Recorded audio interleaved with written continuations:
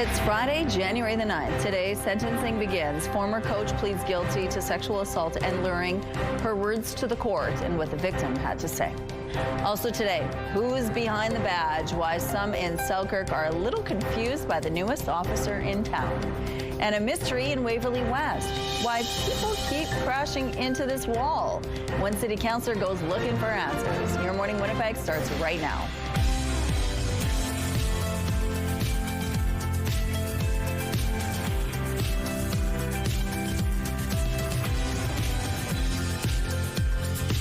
Good morning, Manitoba. We made it to the end of the week. Happy Friday to you. Thank you so much for being with us here on Your Morning Winnipeg. Ainsley McPhail is doing something she loves today. She loves football, and she's going to be talking about flag football throughout the morning. It is a growing sport in Manitoba, which is amazing, but it's also growing among girls and women. So we're going to find out a little bit more about the sport itself, what's happening. She's also going to show us some drills and take us around. She's in her pocket today. I'm excited. This is awesome. Excited. So we're going to learn more about that. But the weather, again, it continues to be lovely outside. It's mild, but really messy out there. It sure is, Rochelle. A low pressure system that moved in yesterday. We thought it was going to be showing up tonight. We thought it was going to be, we knew it would be showing up overnight. Excuse me. It is Friday. Cut me some slack. We didn't know it would be lasting this long because it looks like while we're dealing with that mixed precipitation in Winnipeg and we're having that break now, we're going to get it back a little later on the day. That was clear and concise. It's minus 15 out there. That wind chill making it feel more like minus 19. Just a few clouds out there. That snowfall has tapered off. The southeasterly winds at 6 kilometers per hour. Pressure is rising. Humidity sitting at 88%. Can only go up from here. Okay, so yes, that system, that low pressure system that spread snowfall, maybe some freezing drizzle depending on how warm you're at in southern Manitoba has in some areas tapered off. For us here in Winnipeg, certainly when I got in it was still falling, but we're taking a little break now. Northern Manitoba decently cloudy just like we are here. However, as the day progresses, we are not done with the snow, not by a good mile. So you see that kind of like mix of sun and cloud here in southern Manitoba. We start off on that note for a good part of the morning, actually the whole morning and most of the afternoon. And then as the day progresses, another system pushing in from the west, likely to spread flurries, maybe some snow, maybe some mixed precipitation through southern Manitoba, likely starting late this afternoon, hanging on into tomorrow morning. Then into the afternoon, we do get a mix of sun and cloud. To the north, some dense cloud coverage to start the day off on Saturday, and we start to see those clearer skies roll in. But this separate system likely bringing some flurry activity to northern Manitoba. In terms of our temperatures, we're mild again at minus 8 degrees, just shifting a few degrees overnight, and into tomorrow, coolest day of the week, a high of minus 12. Thank you, Catherine. A young woman who was sexually assaulted by her hockey coach says she's still living in fear. Her emotional victim impact statement was shared in a Manitoba courtroom on Thursday during a sentencing hearing for Madison Baluk. Crown attorneys have submitted a joint recommendation of 6 years in jail for the former hockey coach who pleaded guilty to sexual assault and luring in 2024. Court heard the abuse started in 2019 when Baluk was an assistant coach on a AAA Manitoba hockey team. She started a relationship with a player who was just 15 years old at the time, which turned sexual in nature. The victim eventually posted a video to social media outlining their relationship, which led to a police investigation and charges. During the sentencing, Baluk had the opportunity to address the court and apologize to the victim. She said, quote, "I'm very sorry for causing her any harm in the first place. That's not how I like to carry myself as a human being." She also apologized to her friends, family, and community members. Quote, "I'm just going to keep trying to improve myself every day and make amends however I can. I am very sorry for the harm that I've caused." The Crown says it took several factors into consideration in its recommendation, noting Baluk has taken steps towards rehabilitation and presents as someone with a low risk to reoffend generally. However, the Crown also notes Baluk groomed and abused someone nearly 10 years younger than her while in a position of trust and authority. Meanwhile, defense brought 85 letters of support for Baluk, including from friends and family in her community. Her lawyer says his client shows true remorse, and the current recommendation is, quote, "denunciatory and deterrent in effect." Sentencing is expected to happen at the end of March. Manitoba's progressive Conservatives have penned a letter asking Health Canada to reject the NDP government's application for a supervised consumption site on Henry Avenue. And party leader Abhi Khan says the letter echoes one submitted by area residents. The letter points out the lack of accountability and need. There is no baseline data on the numbers of overdoses currently in the neighborhood for the last 12 months to 24 months. The NDP say they will supposedly improve health outcomes without increasing risk to public safety. Khan and PCMLAs accuse the NDP of not laying out a concrete plan on funding, staffing, or how emergencies would be handled at the site. They say long-term rehabilitation should be the focus instead. The Tories were joined by area residents and business owners opposed to the planned site who are frustrated. Their concerns seem to be falling on deaf ears. How many nurses are you going to have? Well, I don't know. Where are the nurses going to come from? I don't know. Is it going to be 18, 3 nurses? What are you going to do with the people that are going to be waiting outside to access? How long are they going to stay? You know what they said? It's going to be like a lounge. They can do their drugs and then they can enjoy their high and then they leave. Well, how long is that going to take? They have no plan. And to be able to just force this on our people is wrong. In December, the NDP announced it would open the province's first supervised consumption site at 366 Henry Avenue after previous plans to open one near Disraeli Freeway fell through.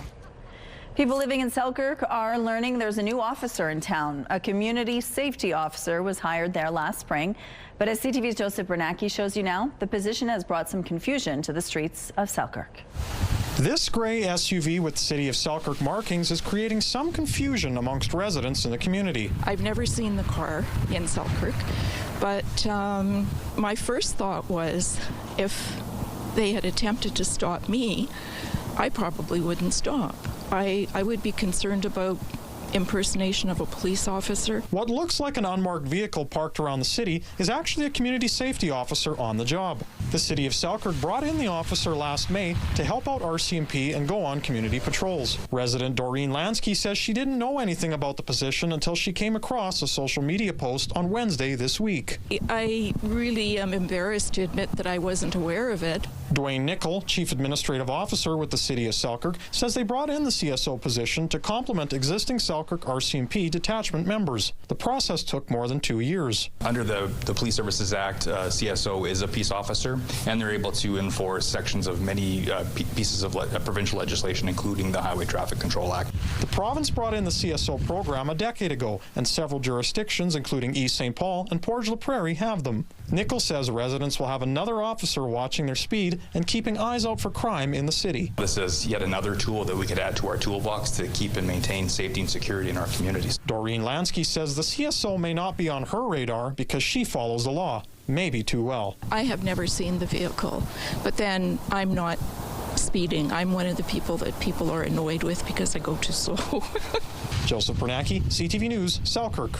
NASA is taking the rare step of ending a space mission early and bringing the crew from the International Space Station back to Earth after an onboard medical emergency.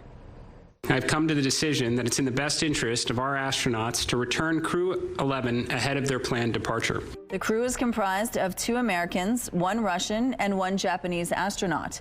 Due to privacy concerns, NASA won't say which astronaut is affected or the nature of the medical situation. A collaboration between the WSO and the Platypus Theatre is bringing a storybook to life. Charlotte and the Music Maker takes to the Centennial Concert Hall stage Saturday.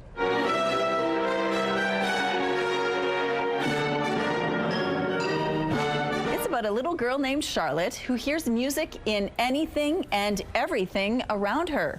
But her social talent drives her parents just a little bit crazy, so she sets off to see the world. She gets lost in a snowstorm, finds her way into this other world, into this magic world, where she meets the music maker, and he takes her on this magnificent journey through the instruments of the orchestra. Charlotte and the Music Maker is an all-ages concert that runs about 50 minutes. The curtain goes up Saturday at 2 in the afternoon.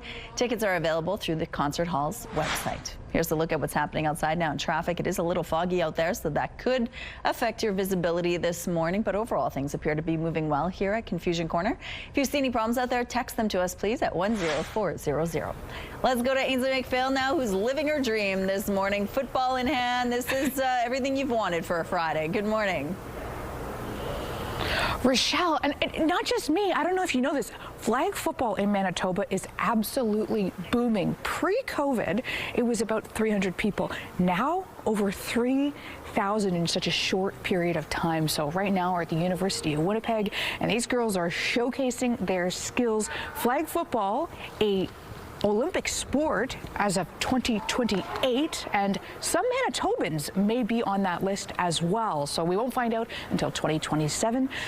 Throughout the morning, we're going to be having a conversation with the executive director of Football Manitoba. We're going to be taking you through some drills. We're going to be talking about how you at home can get involved, because a lot of parents who don't want to dip their toes right into the tackle aspect want to learn some of the technical aspects of the game as well. And it's a lot of fun. So we'll see you coming up at 6:44. Okay, thank you, Ainsley.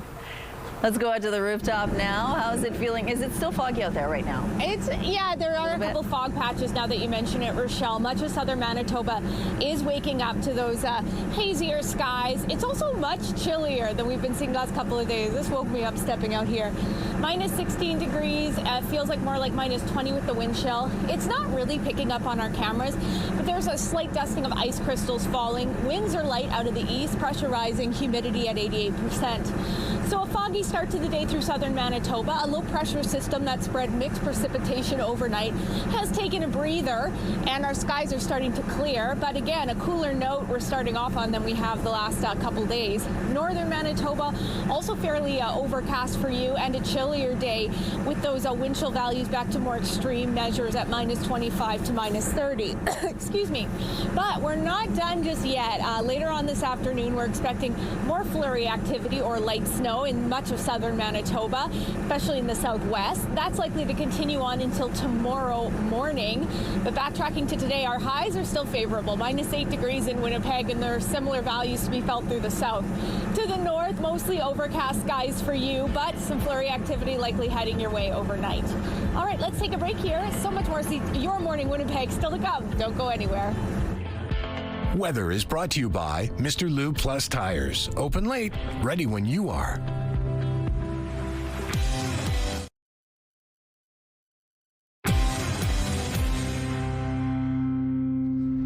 Good morning. More workers and heaters are on the way to a beleaguered First Nation in northern Manitoba, where thousands have been forced out due to frozen pipes and sewage backup. The Michikamak Cree Nation says additional heaters are expected to arrive Monday, and 30 more tradespeople are to follow. Chief David Monia says many holding tanks in homes remain frozen, and testing needs to be done on water lines once they're thawed. The federal government is committed to helping with restoration. Premier Wab Kinew has asked Manitoba Hydro to review its response to the power outage and consider moving the community's power line. Meantime, there was a show of support here in Winnipeg for the people of Pimicikamak. A round dance was held at the Manitoba Legislative Building.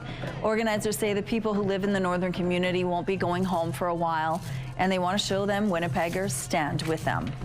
Police are probing what appears to be another instance of hateful vandalism in Winnipeg. This time, the graffiti was spray painted on a mosque in the West End. We received a call from Winnipeg Police as well. They are investigating. They informed us. They said, there was a like swastika, sign, and police is investigating, and they are saying they will find out.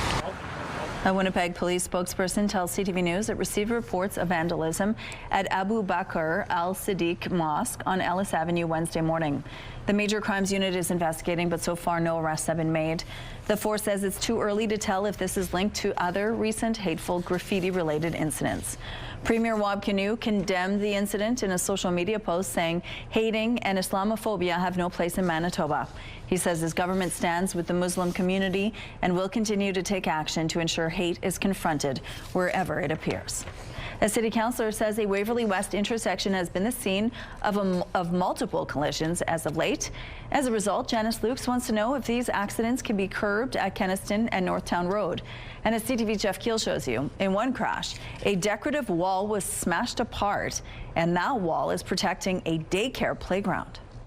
There is a mystery at this Waverly West intersection. Why do vehicles keep crashing here? I really don't know. I've asked the public service to look at it because it's not an unusual intersection. Don't know what it is or what's causing it. Maybe it's just change of weather. People forget how to drive. Area Councillor Janice Lukes says in the last few months, there have been multiple crashes at Kenniston Boulevard northbound and Northtown Road. In at least one accident, a vehicle crashed into and damaged this decorative wall. These temporary barricades are in place now. And most concerning, behind that wall is the playground area of a daycare. It's so close that it could be a concern to, a lot of other people as well. Luckily, the accident happened during the daycare's off hours. Still, Lukes has asked the city's public service to see how many collisions have happened here in the last 5 years and if there are any safety measures that can be put in place. And to look at it from an engineering perspective, maybe there's something that needs to be changed. Numbers from MPI show there were 31 collisions at the intersection in 2025, compared to 19 in 2024, 21 in 2023, 28 in 2022, and 26 in 2021. The president of the daycare says they'd like to see additional barricades, new signage, and a speed limit reduction around the intersection. I have touched base with levels of government. I understand that there's some barriers to that as well, but that would be excellent. If we had a school zone for a portion that we're at. Public Works officials say they will report back with data and potential safety upgrades in 6 months. Jeff Keel, CTV News, Winnipeg. A community in western Manitoba is eyeing a reopening date this fall for its arena, which was severely damaged in a storm more than a year ago. The Fox Warren District Recreation Centre, approximately 300 kilometers west of Winnipeg, had part of its roof blown off during a storm in August 2024. Arena board member Mark Watton tells CTV News the roof has since been fixed and work to reopen the arena remains well underway. He says the arena, which was built in 1949, had to undergo some upgrades to bring it up to code in the year since it was shuttered. Watton says its absence is definitely being felt by the community.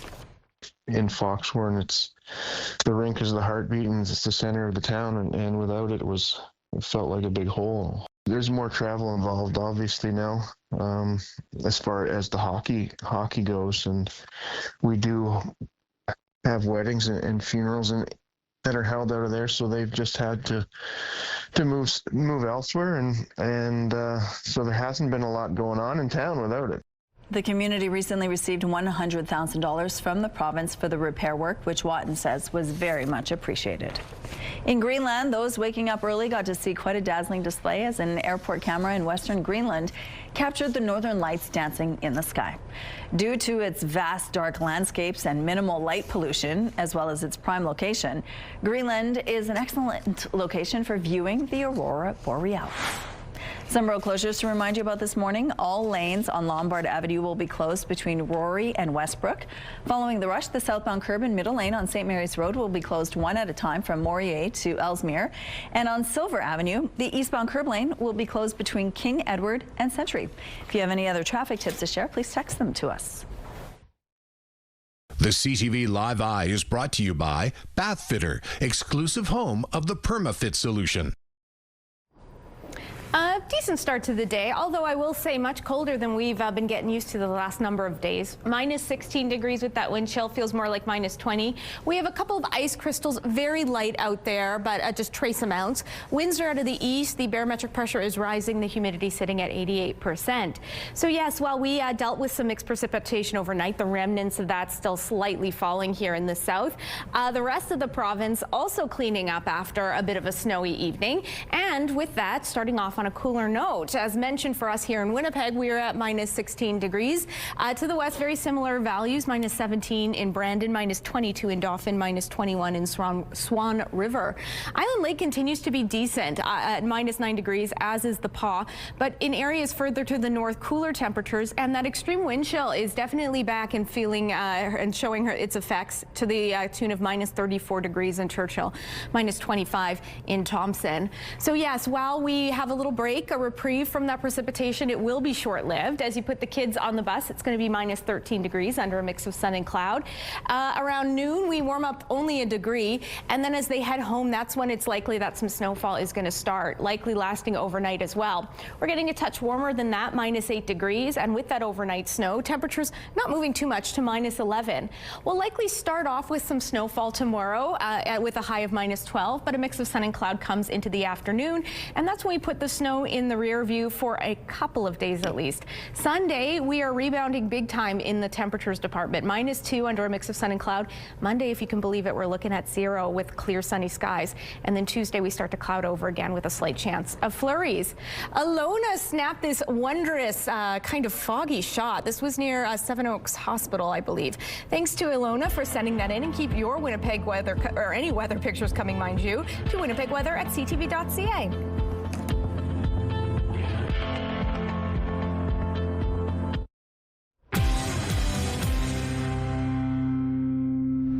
Good morning. An update now to a story we brought you last week. A developer has backed down on a plan to add pickleball courts to an existing development near a park in South St. Vital. The pickleball courts, sorry to bring it up again. You know, I'm here to tell you that we can certainly drop it. It was an idea of a community amenity. If it's not needed, if it's not wanted, I'm happy to build something else of equal value for the community, either in that space or elsewhere. That's Jeff Milnes, president of Progressive Real Estate Group, speaking at Wednesday's Riel Community Committee meeting. The pickleball courts had been included in a zoning amendment proposal for the Parkview Terrace complex near Hentliff Park. However, the pickleball plan prompted an uproar from some area residents who feared the noise would be disruptive to the area. Committee members voted to reject the zoning amendment proposal, but it still needs a final vote from full council.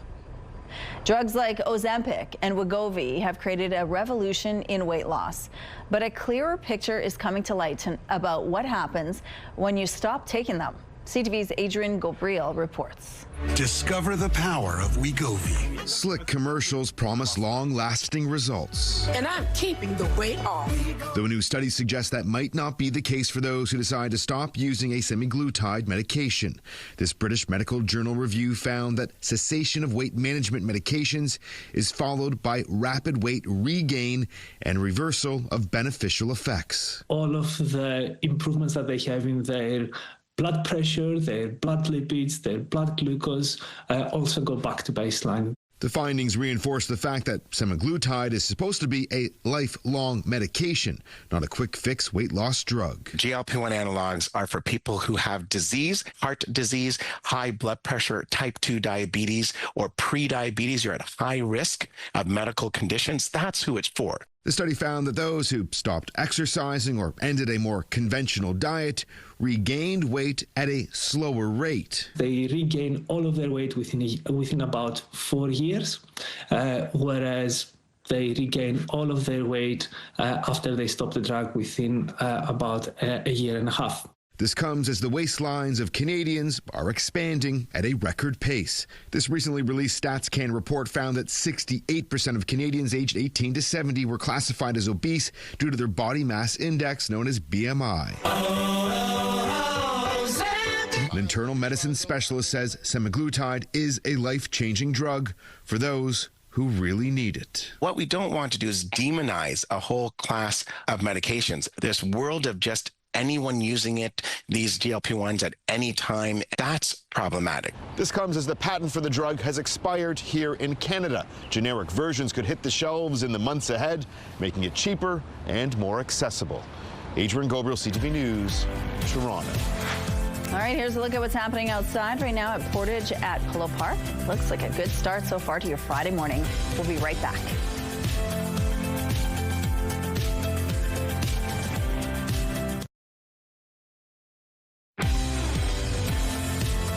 Taking a check-in outside, minus 16 degrees with the wind chill feels more like minus 20. Some slight precipitation out there in the form of ice crystals, not even registering on our camera. Winds are to the east, pressure rising, humidity at 88%. So yes, although we had some snowfall overnight, we're not totally done with it just yet. A little bit of a brief break. We are starting off on a foggy and in certain areas cloudy note. You can see those clouds enveloping not only southern Manitoba, but pretty dense to the north as well. Meanwhile, we're going to deal with a mix of sun and cloud in the morning and early afternoon, but we get some more snowfall likely returning later on this afternoon with a high of -8. Winds will be decently light out of the northwest at 15 kilometers per hour. More periods of snowfall expected overnight, maybe a couple centimeters worth. -11 degrees with those very strong northwesterly winds ramping up at 30 to 50 kilometers per hour. And then into tomorrow, we're dealing with our coolest temperatures of the week, but they're still above seasonal, not by much. -13 is typical. We're looking at about -12. Those strong northwesterly winds continue, and we'll likely deal with that system into the morning hours, tapering off into the afternoon, bringing more of an overcast skies, maybe a pocket of sunshine or two.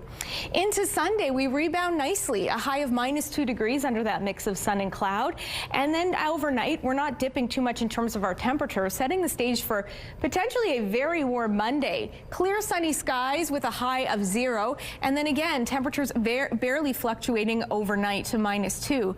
From there, we're kind of playing chicken with a couple of different systems that could be bringing some flurry activity to our province over the next couple of days into next week. So -1 on Tuesday with cloudy skies. There is a 30% chance of flurries that could continue overnight, but it's clearing out nicely for Wednesday with a high of -8. And then Thursday, a good likelihood of flurry activity. 60% is what Environment and Climate Change Canada is saying, but a very mild high of -2 degrees. An industrial building in St. Boniface had to be torn down Thursday after a massive fire early that morning. Firefighters were called to the blaze on Archibald Street just after 3:30 a.m. Smoke and flames were pouring out of the building, forcing crews to resort to aerial ladders to put the fire out. A drone was also used to help find hot spots. The incident prompted the city to close Archibald Street, and an emergency demolition was ordered due to structural concerns. No injuries were reported. The cause of the fire is under investigation. Winnipeg police are searching for a suspect after someone allegedly set a fire at a restaurant in order to skip out on the bill. It happened November 20th at this Santa Lucia Pizza on St. Mary's Road near the Marion Street intersection. Investigators say 5 adults ordered food and alcohol, but when the bill came, someone set a fire and the group fled the area. Police say the damage was significant, but the fire was put out before emergency crews arrived. Investigators are now looking to talk with this woman. She's described as 20 to 30 years old with curly red-brown hair and a tattoo on her chest. Anyone with information is asked to contact police or Crime Stoppers. RCMP and Westman have recovered some $150,000 worth of stolen property, some which was pilfered as far back as 2021. Mounties found the goods on a rural property north of Brandon. It includes a snowmobile, utility trailer, a boat and boat trailer, construction signs, a golf cart, and a skid steer. RCMP began investigating after several pieces of construction equipment were stolen from a site northwest of Brandon in early November. That eventually led them to the property where a 45-year-old man and 42-year-old woman were arrested. RCMP are now trying to track down all the original owners. The incident coming a day after a 37-year-old mother of a 6-year-old boy was killed by an ICE agent in Minneapolis. CTV's Joy Malbin on the anguish and outrage. Tensions are high in Minneapolis. Armed, masked ICE officers using pepper spray and deploying tear gas on protesters. Several clashes erupting as outrage grows, demanding ICE get out of their city. After the fatal shooting of 37-year-old Renee Good, a mother who neighbors say had just dropped off her son. I watched in absolute horror as I saw a woman who was clearly trying to get away, gunned down. Homeland Security says Good was blocking ICE agents with her SUV. Video shows an officer grabbing the door, another stepping in front of the vehicle. As it accelerates, multiple shots are fired. The agent involved, a 10-year veteran of the Special Response Team, was previously hit and dragged 6 months ago while trying to arrest an undocumented sex offender at a traffic stop. But even before an investigation, the Trump administration declared the shooting was justified. The president told the New York Times Renee Good had behaved horribly, and then she ran him over. The vice president insisted Good was part of a paid network of far-left radicals. Her death, a tragedy of her own making, he said. What young mother shows up and decides they're going to throw their car in front of ICE officers who are enforcing legitimate law?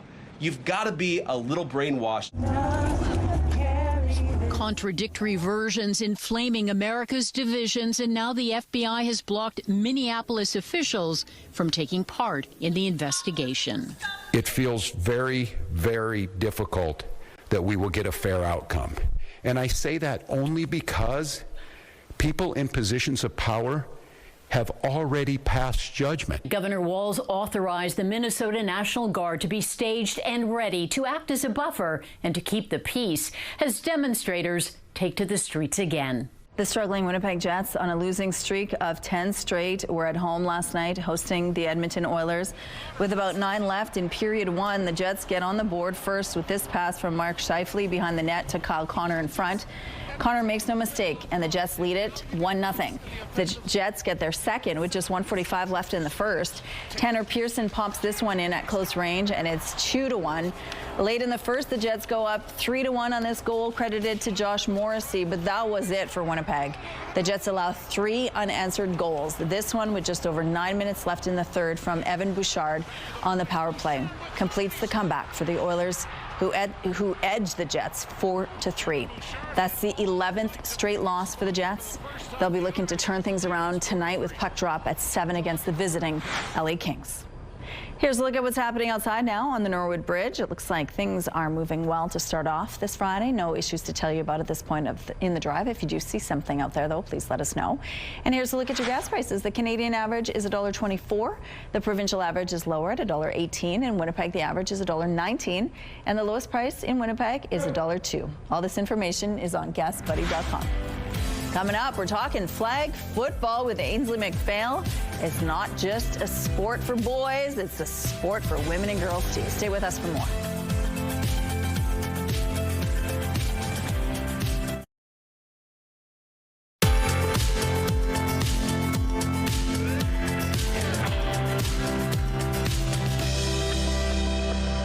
Certainly a chillier start to the day. In fact, I should have this much higher, and I should be setting a good example wearing mitts in it too, because the weather has really shifted in terms of our temperatures. Minus 16 degrees with that wind chill, feels more like minus 20. It's not showing up on our camera per se, but we've got this little light dusting of ice crystals or snow falling in Winnipeg, the remnants of a low pressure system that brought snow overnight. Winds are out of the east, barometric pressure rising, humidity sits at 88%. So northern Manitoba, you're in store for a cloudy and likely snowy day ahead. A low pressure system is bringing flurry activity to you through the day, likely continuing overnight as well.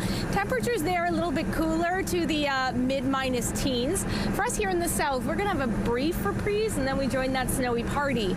A mix of sun and cloud throughout the morning, and then early to late afternoon, we could see those flurries move in again. Another system likely bringing light snowfall overnight that will taper off into tomorrow. Our temperatures, though, decent. Minus 8 degrees above seasonal by a few degrees. And then into tonight, we'll barely see that mercury change. And into tomorrow, that snowfall continues, but we do get some sunshine into the afternoon. Let's throw it on over to Ainsley McPhail. Ainsley, go long. You know what? I have to apologize to Director Kim because we did the preview shot. I was nowhere to be seen. I was texting. So the next one, I'll be right in there. We are chatting flag football all morning long. And what's cool about it here in this province is that it has grown exponentially. Jessica Smiller joins us to tell us all about it. She's a coordinator here at Football Manitoba. Yep. Just how much has it grown, Jess? Football Manitoba has seen exponential growth. So a few years ago, 5-6 years ago, we had 300 people, 300 kids playing, and now we're nearing on 3,000 in one season. It's incredible. We have over 10,000 members playing with us right now. Wow, and I've been to this facility before, just crawling with parents and kids of all ages. Tell us about some of the levels. Obviously, there's some girls behind us. Yeah, so kids of all ages can play. Right now, it starts with 7-year-olds. They're the youngest that we currently accept. There's lots of recreational leagues for youth, but the girls behind us, they're special because they're Team Manitoba, or players that have been on Team Manitoba in the past. So they go to tournaments across the country, they represent Manitoba and show the rest of the country what we're all about. So basically they're Olympic hopefuls. Yeah, that's just an Olympic sport. Yeah. And so in 3 years, 2028, that's when flag football gets introduced into the Olympics. And these girls are some of what hope to represent Canada. Oh, that is so fabulous. A lot of folks have reluctancies to play the tackle game for whatever reason, personal choice. Yep. Tell us about how that game in the contact differs from the flag. Yeah, so flag football is a lot different than tackle, but the same sport. It's still football. Flag football is special because it's a non-contact sport, so you're not allowed to hit anybody, you're not allowed to obstruct or get in, knock people over. And like you're wearing flags right now, that's how you tackle, is you just pull the flag instead. I survived. I'm okay. So a lot of parents are putting their kids into flag when they're younger because it helps them, A, they're playing football, but B, it's a non-contact way to play the sport. So yeah. Thank you so much. And you know what? Maybe I'm not going to go because I realized that this is a very specialized team, and the flag team that I coached went 0-10. But I'd like to thank one of the players for giving me a Tim special gift card. You know what? Thanks, Gare. Sorry we were 0-10 on a technicality from your coach. Back to you. Okay, see you later.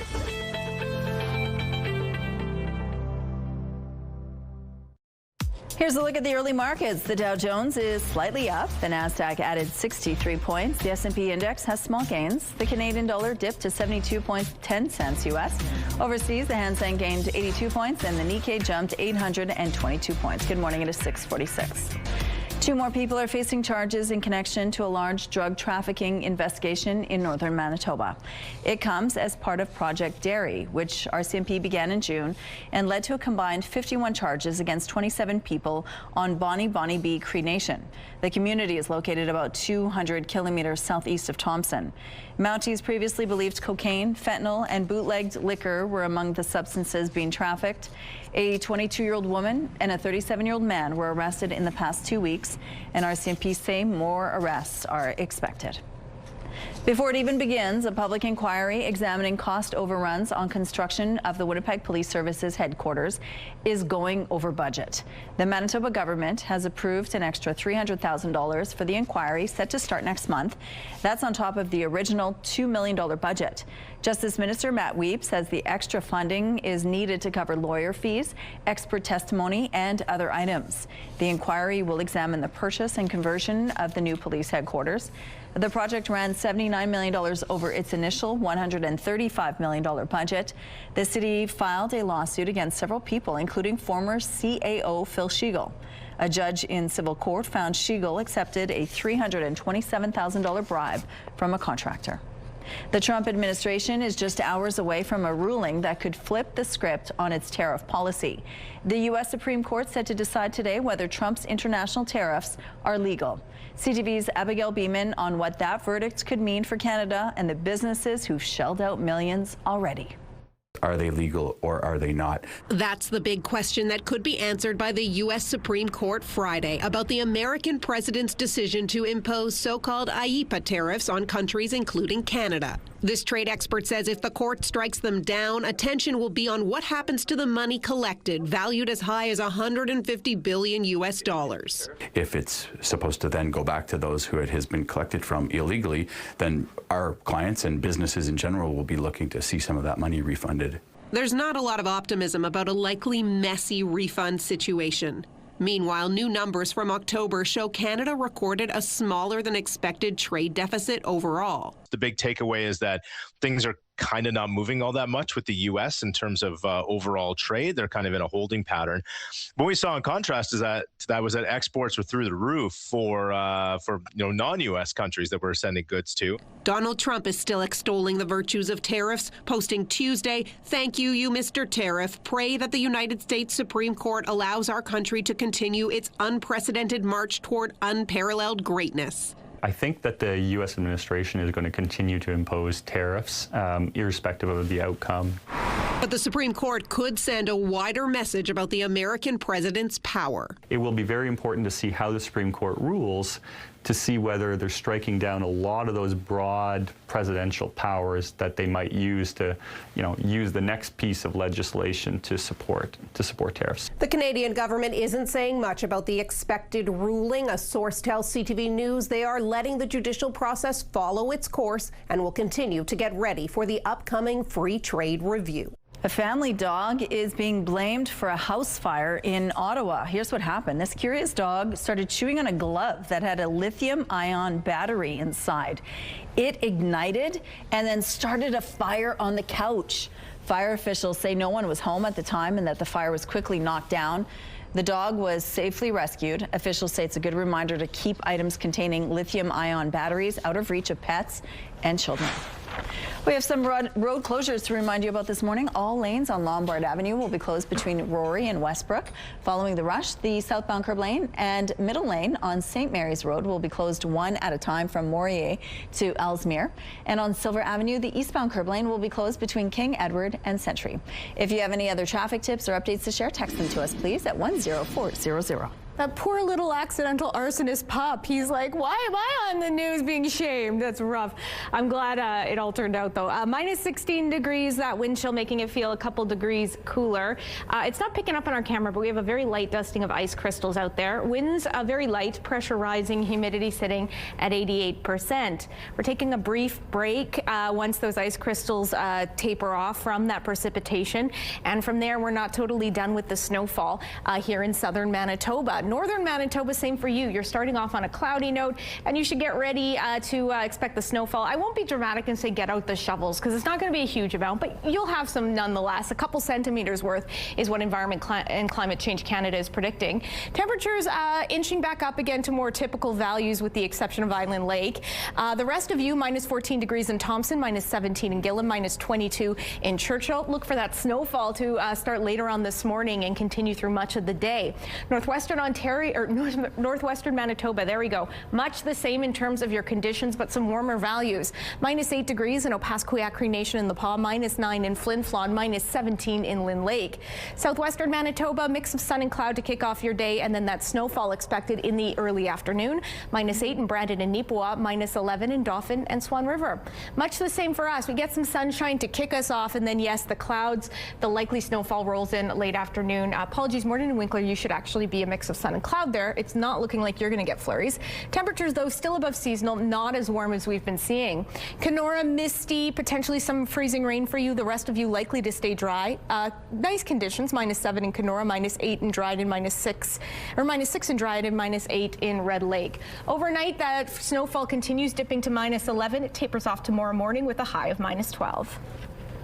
Thanks, Catherine. Let's check in now on Bo and Gabby at Bounce 99.9. Good morning, you two. It's good to see you together.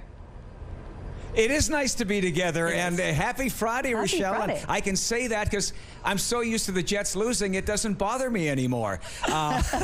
He's been traumatized. It hurts. But we're still cheering. And matter of fact, we're giving away a 4-pack of tickets for tonight's game against the Kings just after 7 o'clock on Bounce. Okay. So we're still behind the Jets. One of these times, they've got to win a game, Oh, yeah, right? for sure.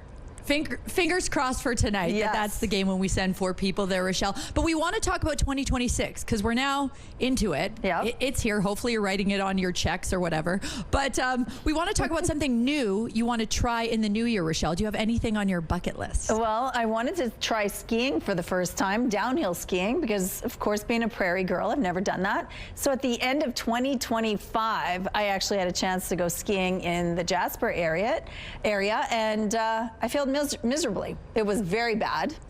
I got a lesson, but I was terrible at it. It's not my sport. So now I want to try a different kind of sport, maybe in 2026, something I've never tried before. So we'll see what that is. I'm still trying to figure it out. Something that doesn't hurt as badly.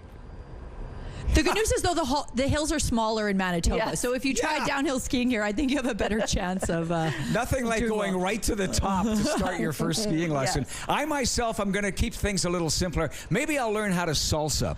Now that I've got some new knees happening here, maybe it's time to start moving, and I might do that. I've been pitching a dance class with Bo. I think that the people could see us like tangoing together. Our height difference might make it tough, but I got to get some elevated shoes. What are you going to do? We'll make it work. I was actually planning to cross-country ski, Rochelle, but you've met me. You know how awkward I am. And Bo was telling me, like, if I tip over on cross-country skis, I might end up trapped in a snowbank because you kind of fall over and you can't get back up. But I'm also going to try a sport maybe in 2026. Like, why not, right? Yeah, sure. And you know Just what? I have do fun. cross-country skiing. That's the one sport I can do, kind of. It's fun.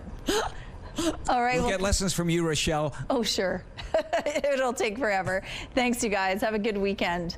The hit show Stranger Things isn't filmed in Montreal, but a special effects company in Montreal is responsible for some of the creepy monsters in the series. CTV's Christine Long has more. Rodeo Effects says they're raising the bar with monsters. Visual effects supervisor Julien Herry says his team makes nightmares come alive in Stranger Things. They have like a rough idea of what would be the creature that they're looking for example, for Vecna. So they approach us with like drawings, and our work was to bring those drawings to life. No detail is too small for the artists here.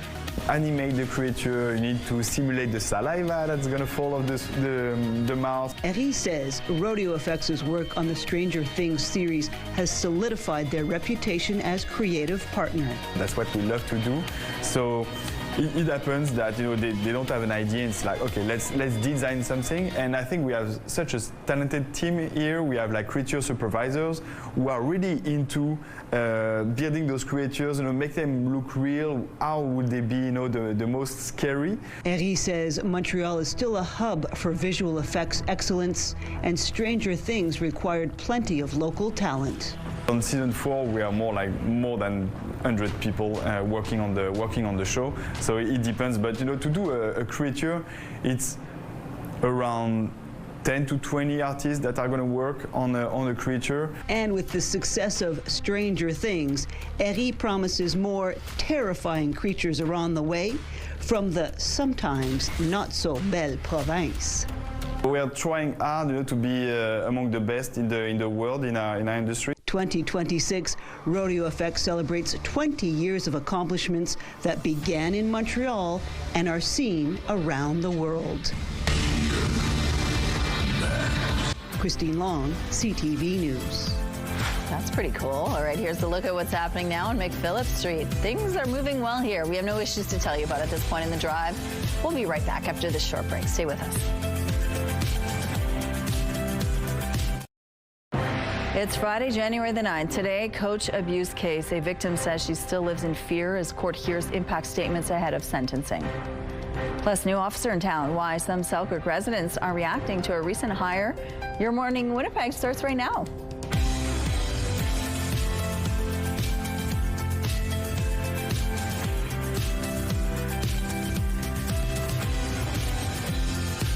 Good morning, Manitoba. It is 7 o'clock on your Friday. We made it to the end of the week. We are here. This is my first week back, and sometimes those weeks tend to feel a little longer, but I've made it feel fast, right, yes, Rochelle? you did. I'm It was such a sunny so much presence. fun. Well, thank you so much for being with us this morning. Coming up at 7:52, we're going to tell you about when a family loses an infant. It's such a terrible loss, and they feel it for years, forever, really. Probably, yeah. Well, there's a local support group that goes a long way to ensure that they don't feel so alone, and that they know they do have support in the community, and they're looking for support themselves. So we're going to tell you what you can do to help them. But the weather always helps to boost my mood, and this week it's been great. It sure has. Mother Nature has been very generous with the above seasonal temperatures the last couple of days with the sunshine.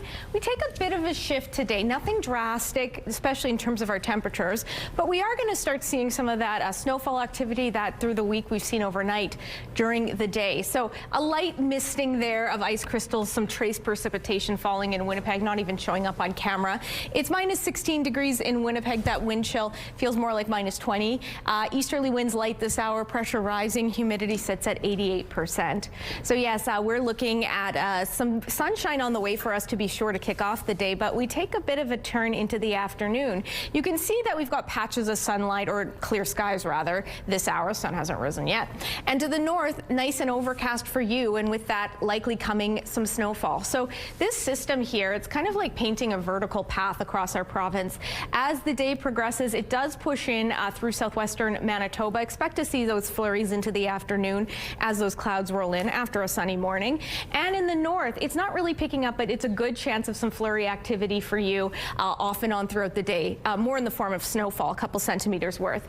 And then it pushes over into our skies, flurry activity for us late in the afternoon and into overnight. Into tomorrow, chances of some remnant snowfall falling in the morning, but from there, a mix of sun and cloud, while the north continues to contend with more snowfall. There it comes in, another system likely pushing in overnight Saturday as well.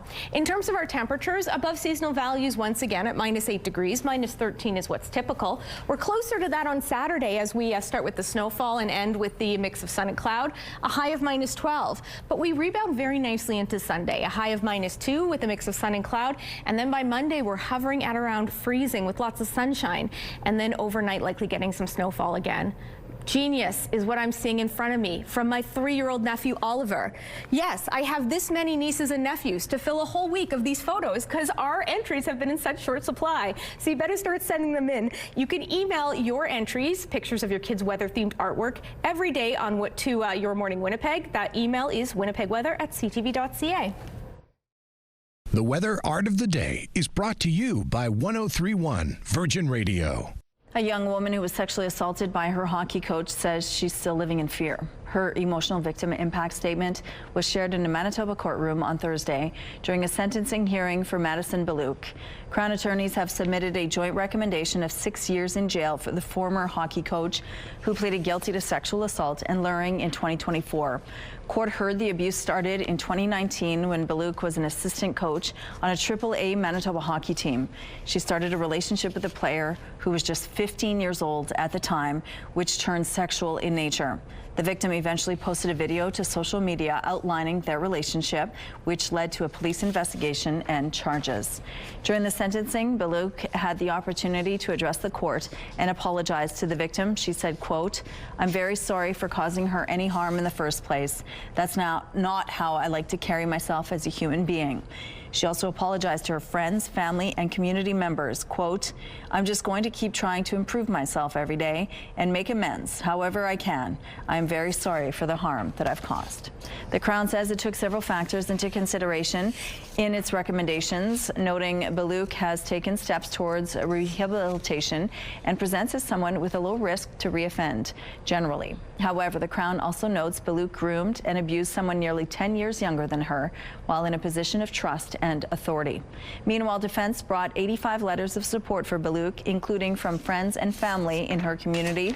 Her lawyer says his client shows true remorse, and the current recommendation is, quote, "denunciatory and deterrent in effect." Sentencing is expected at the end of March. People living in Selkirk are learning there's a new officer in town. A community safety officer was hired there last spring.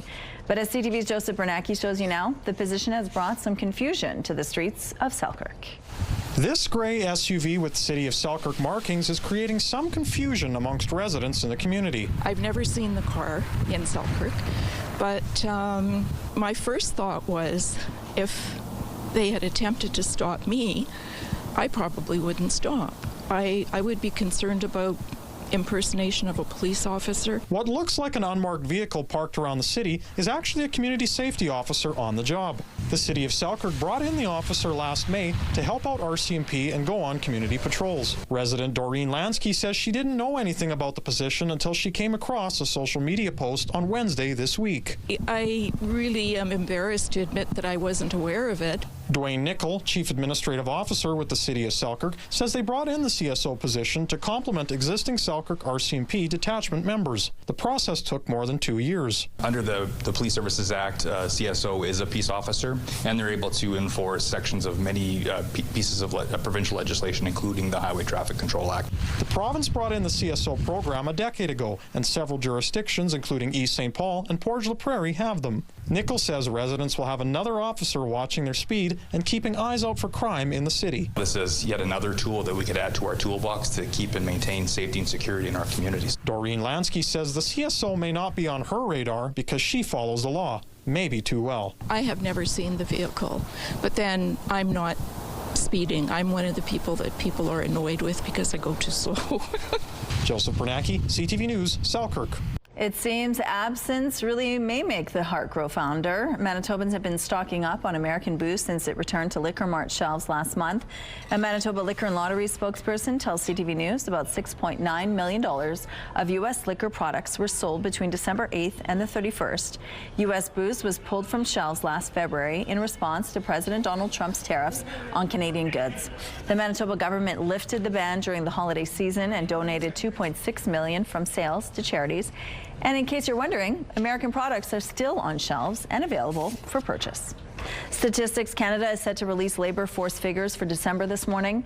A Reuters survey of economists expects Canada lost 5,000 jobs last month, driving the unemployment rate up 1/10 of a point to 6.6% to end the year. The labor market has surprised economists with a strong run in recent months that saw employers add some 181,000 jobs from September through November. Economists at RBC are expecting December's data will show a steeper drop of 35,000 positions to offset unexpected gains in November. RBC is also calling for the unemployment rate to jump to 6.8% in December, but say the weakness is still largely contained to trade-exposed sectors of the economy. Today's jobs report will mark the Bank of Canada's last look at the state of the labor market before its first interest rate decision of the year at the end of this month. This new mom is enjoying some bonding time with her twins. Mom is an endangered mountain gorilla in eastern Congo.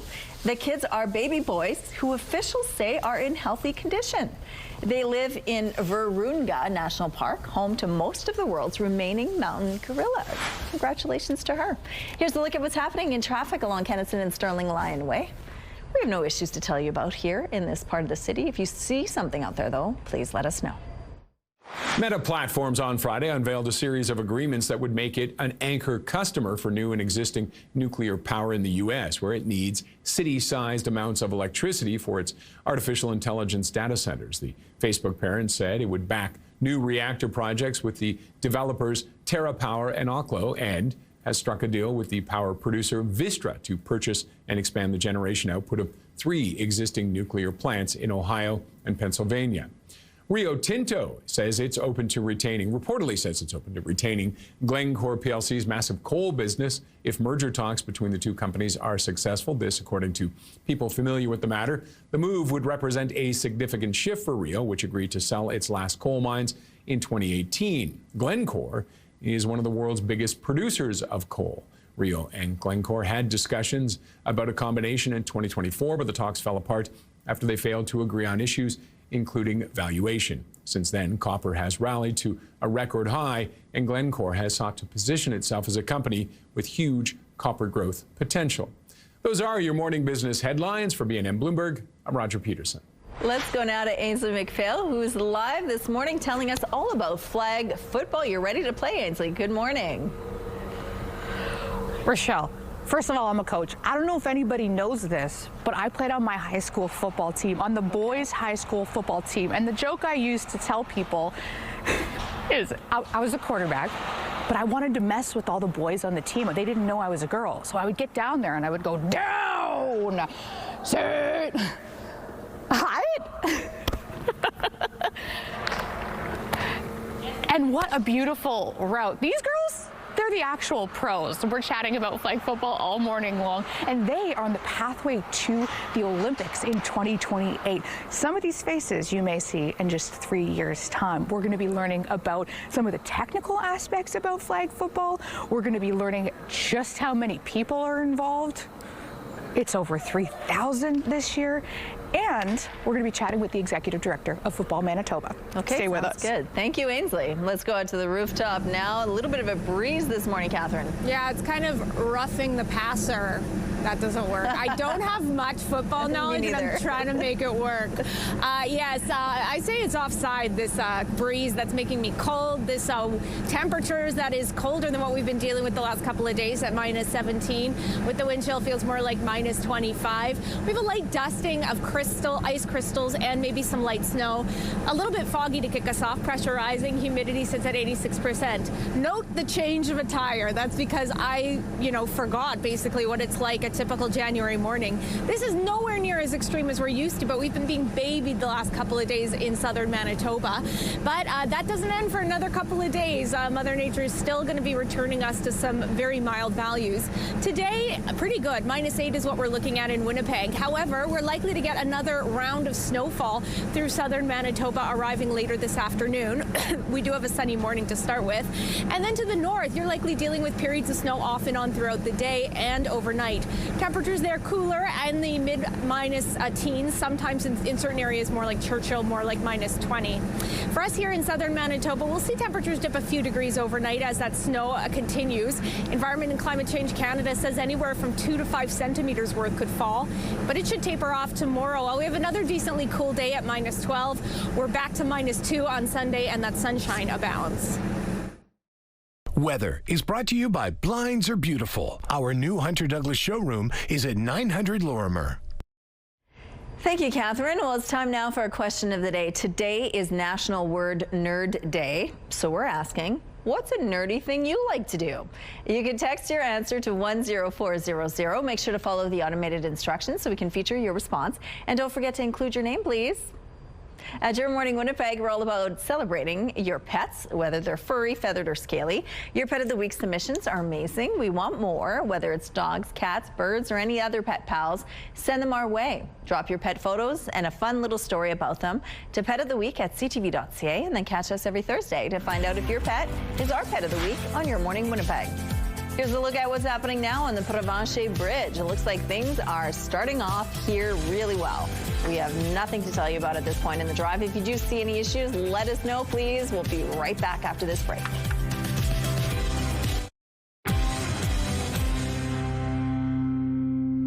Good morning. Police are probing what appears to be another instance of hateful vandalism in Winnipeg. This time, the graffiti was spray painted on a mosque in the West End. We received a call from Winnipeg Police as well. They are investigating. They informed us. They said, there was a like swastika, sign, and police is investigating, and they are saying they will find out. A Winnipeg police spokesperson tells CTV News it received reports of vandalism at Abu Bakr al-Siddiq Mosque on Ellis Avenue Wednesday morning. The Major Crimes Unit is investigating, but so far no arrests have been made. The force says it's too early to tell if this is linked to other recent hateful graffiti-related incidents. Premier Wab Kinew condemned the incident in a social media post, saying hating and Islamophobia have no place in Manitoba. He says his government stands with the Muslim community and will continue to take action to ensure hate is confronted wherever it appears. A dramatic scene unfolded outside a Montreal metro station where police tried to subdue a man allegedly armed with a knife. And a warning, some images in this story may be difficult to watch.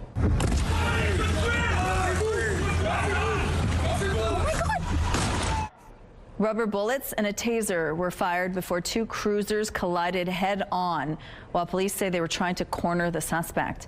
They say that one officer shot at least once in the direction of the 34-year-old. The man and 3 officers were transported to hospital with minor injuries. The struggling Winnipeg Jets on a losing streak of 10 straight were at home last night hosting the Edmonton Oilers. With about 9 left in period 1, the Jets get on the board first with this pass from Mark Scheifele behind the net to Kyle Connor in front. Connor makes no mistake, and the Jets lead it 1-0. The Jets get their second with just 1:45 left left in the first. Tanner Pearson pops this one in at close range, and it's 2-1. Late in the first, the Jets go up 3-1 on this goal credited to Josh Morrissey. But that was it for Winnipeg. The Jets allow 3 unanswered goals. This one, with just over 9 minutes left in the third, from Evan Bouchard on the power play, completes the comeback for the Oilers, who edged the Jets 4-3. That's the 11th straight loss for the Jets. They'll be looking to turn things around tonight with puck drop at 7 against the visiting LA Kings. Here's what's happening along Donald Street. Things are picking up here, as you can see, and so far appears to be a smooth drive. If you see any issues, text them to us, please. Traffic is brought to you by Curtis Carpets, Manitoba's flooring experts. Now for entertainment news, fans are getting a special look at the upcoming film Send Help. I play Linda Little in Send Help. She's at a point at the beginning of the movie where she's expecting this big promotion. The director and stars of the movie open up about their roles in this survivor thriller. 2 colleagues become stranded on a deserted island, the only survivors of a plane crash. Rachel McAdams shares more of what people can expect from her character on screen. Send Help in theaters January 30th. The nominees for this year's Actor Awards, previously known as the SAG Awards, have been announced, and the release comes just days before the Golden Globes are handed out. Maybe you should have studied the rebellion text a little harder. I need to find my daughter. Paul Thomas Anderson's One Battle After Another secured 7 nominations on the film side, the most in the awards history. It's up for the top prize, Best Ensemble against Sinners, Marty Supreme, Frankenstein, and Hamnet. The Actor Awards are considered a strong predictor of who'll be up for an Oscar. TV nominations were led by Apple's The Studio, including nods for Canada's Seth Rogen and Catherine O'Hara. The awards will be handed out March the 1st. Lucy Liu is taking a trip down memory lane. This is a Versace dress, and it was my first time to the Oscars. Cameron, Drew, and I were presenting Best Costume, and this dress was beaded, and it was also about 1,000 pounds. This whole thing. Liu caught up with Vogue for their Life in Looks series. The actress chatted about 20 of her iconic looks spanning from the late 90s to now. She shares some of her most memorable red carpet and on-screen fits from hits like Charlie's Angels and Kill Bill. Your primetime lineup starts with Celebrity Wheel of Fortune at 7. Hell's Kitchen is on at 8. Catch Boston Blue at 9. And The Big Bang Theory wraps things up at 10 o'clock. It's all right here tonight on CTV. The CTV Live Eye is brought to you by Bath Fitter, exclusive home of the PermaFit solution. Casting our eye to the sky, it's minus 17 degrees. That wind chill quite chilly this morning at minus 25. A light dusting of ice crystals, very trace amount, barely visible even on our camera. The winds have ramped up out of the east-southeast at 13 kilometers per hour. Pressure rising, humidity sits at 86%. Yes, this is familiar January weather. We've been spoiled the last couple of days, but I want to caution that even though it's feeling a little bit more punishing out there, we're still going to be basking in some lovely temperatures today and through the week. Details on that in a moment, but let's talk about today, shall we? Cooler starts in Brandon at minus 15, very chilly in Dauphin at minus 20, a little bit milder in Gimli and Fisher Branch at minus 11. Island Lake has had some balmy temperatures for this time of year, minus 9 to kick off the day, as is the Paw, I should mention. Quite chilly in Churchill at minus 24. Back fast and furious are those wind chills that weren't terribly punishing yesterday or the last couple of days, but certainly are cooling things down considerably in Churchill at minus 33. And minus 25 in Thompson. For us here in Winnipeg, we are going to get a good amount of sunshine to kick off the day, and as certainly the kids head into school, likely to be shining down on them. Minus 13 degrees, but a cooler start as mentioned.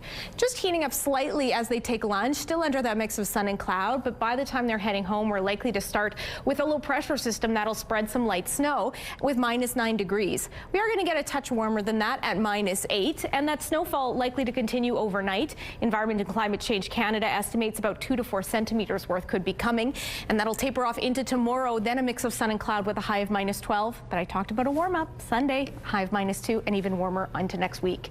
What a foggy, cool, misty picture taken by Alona near Seven Oaks Hospital. And if you can spot there, the year 2026 drawn in the snow. Thanks so much for sending this in. I love it. And if you have any weather photos to share, misty or otherwise, please email them to winnipegweather@ctv.ca. Thanks, Catherine. Time now for this week's Adorable Adoptables. We begin with Angel. This 2-year-old beauty is incredibly sweet and gentle. Angel can be a little bit nervous, but with a bit of patience, she'll take treats right from your hand. Next up is Winkin. This exuberant 3-month-old pup is very charming and confident. He's eager to get into his forever home to learn some new tricks. And then meet Bailey and Bud Bud. These roommates both love a good can of seedy food. Bailey and Bud Bud have been in the shelter too long, and they'd be fine moving out together into a new home. If you think you can offer any of these animals a good shelter, just head down to the Winnipeg Humane Society or give them a call. The number is on your screen. There's a buzz about a Canadian hockey drama called Heated Rivalry. The show is shifting the conversation about inclusivity in sports, and it's become an international sensation in just weeks. CTV's Heather right now on the show's success and cultural significance. Hudson, welcome to the show, Heated Rivalry. Hudson Williams sat down on The Tonight Show with Jimmy Fallon and cracked a Canada Dry. His Heated Rivalry character's beverage of choice, and a reminder of where one of the biggest shows on the planet comes from. Is it sinking in how big this show is? No. Showcasing the 2 most talked about prospects in the world. Heated Rivalry, the breakout show about hockey rivals that develop an off-ice romance, debuted last fall, winning praise for its heartfelt depiction of LGBTQ2S+ relationships and sparking discussions about representation in both TV and sport. To have this kind of a romance story portrayed inside the context of men's professional hockey at the highest level, I think will have an impact. The show has exploded in popularity, the talk of group chats and Tinseltown. You guys made amazing, original shows that everyone couldn't stop talking about until that gay hockey show from Canada came along. Hey, go ahead, Connor. The show is an all-Canadian export, based on a book by a Canadian author, set in Canada, filmed in Canada, and produced by Crave, a subsidiary of Bell Media, which also owns CTV. Film critic Richard Krause says Heated Rivalry is an example that Canada can be more than just Hollywood North. We're not just a production house for Hollywood productions to come here and shoot things. We can generate shows that can find a global audience. Heated Rivalry has been picked up for a second season. That is the good news for fans. The bad news is that season 2 is not set to be released until next year. Heather Wright, CTV News, Toronto. Coming up, we're learning all about flag football and how it's gaining popularity among women and girls. Stay with us for more. Ainsley McPhail is enjoying her morning because she's getting a chance to talk about football, which, of course, Ainsley, we know you love very much. And you're talking about flag football, and you're going to show us some drills this morning. Good morning, everybody. Flag football is on the rise here in Manitoba, especially among young women and girls. These ones you might even see in the Olympics one day. I'm joined by Coach Nana. Now, tackle football in Manitoba is already a big deal, but when it comes to flag, these numbers are growing. Yeah. What are you seeing? Well, you know, it's incredible. We're seeing a lot of people coming from different sports who are deciding that they want to make flag more than just sort of a side sport and something that they're doing with regularity as a full-time game. And so, of course, we always encourage people playing a variety of different sports, but flag seems to be a game that people are coming into because they're enjoying the opportunity to be physical, but maybe avoid the contact of playing tackle and still get the running and catching aspect of playing this great game. And the drill we're looking at right now is kind of perfect for my next question because obviously you want to grab the flag, but there's a mechanics to it. There's a strategy. So I've got some flags here. What do you teach in fundamentals? So basically the idea is getting in the way. You want to make yourself as big as you can. You want to sort of angle your body so you're pushing the receiver or the person running with the ball as close to the sideline as possible, or as close to where your help is, another defender maybe. And then you're looking at the hips. You're looking at the flags. You're trying to grab them as close to the top of the flag as you possibly can. If you can, you want to grab both of them, so you get that nice loud pop. Yeah, I always taught the kids, like, it's holsters, right? You got some holsters behind you. Exactly. That is so great. Exactly. What are some things that the officials are looking for that you're not supposed to do? So you don't want to see too much contact, right? Of course, there's always going to be some incidental contact, but you don't want to see any full arm extensions, any pushing. When somebody's running with the ball, you don't want to see any jumping. We can't be leaving our feet. It's a lot of swiveling and moving your hips to get out of the way, but if you're jumping or making a move that could be perceived as dangerous, then that's going to be flagged. Olympics in 2028, what does it mean for the girls, even in this room? Oh, you know, the opportunity is tremendous. I mean, I think that the attention to the game is growing, even just because the Olympics are coming. We're seeing people having opportunities for scholarships all across North America to go play flag football for different universities and colleges across the continent. So it's pretty incredible. But the attention on this game has been great, particularly with the girls. We're seeing a lot more people registering and a lot more interest in this game. I think because there's so much of an eye on it, right? So when 28 comes, it's going to be pretty interesting to see what it looks like. I guess I'll have to learn about the age for eligibility, because I think you have a shot. I've got some big dreams. I love it. We'll see you guys later. Thank you, Ainsley. All right, Breen and Catherine, now it's a cooler start to the day today. Sure is, yeah. I'm hustling inside, honestly, when I head up to the rooftop. The last couple of days, it's been so pleasant, but it's starting to feel a bit more like a typical January. I don't want to be too dramatic about it, because certainly we deal with some very extreme values, and this is nowhere near, but we have been kind of pampered the last couple of days. It's minus 7 degrees, or 17 degrees, I wish it was minus 7 in Winnipeg. Wind chill cooling it down to about minus 25. A light dusting of ice crystals. It's probably tapering off in the next few minutes, actually. It's barely visible on our camera. Winds out of the east-southeast at 13 kilometers per hour. Pressure rising. Humidity at 86%. The tip of the tongue, the teeth, the lips. Okay, so we are starting off decently clear here in southern Manitoba, with the exception of the fog. That doesn't pick up so well on our Skywatch radar. We're seeing it here. Many parts of southern Manitoba are as well. Meanwhile, a cloudier start to the day in the north. We are going to be dealing with a good amount of sunshine once it is up, and then from there into the maybe early to late afternoon, we could see some more flurries return, actually light snowfall. And those periods of snowfall likely to continue overnight. But first, we have a decent high, minus 8 degrees, minus 13 is what's typical. Wind staying pretty light out of the northwest at 15 kilometers per hour. Again, that snowfall continues overnight. New information from Environment and Climate Change Canada says this morning they predict about 2 to 5 centimeters could be falling in southern Manitoba, depending on where you're at. Meanwhile, those winds are going to ramp up and blow those flakes around out of the northwest at 30 to 50 kilometers per hour.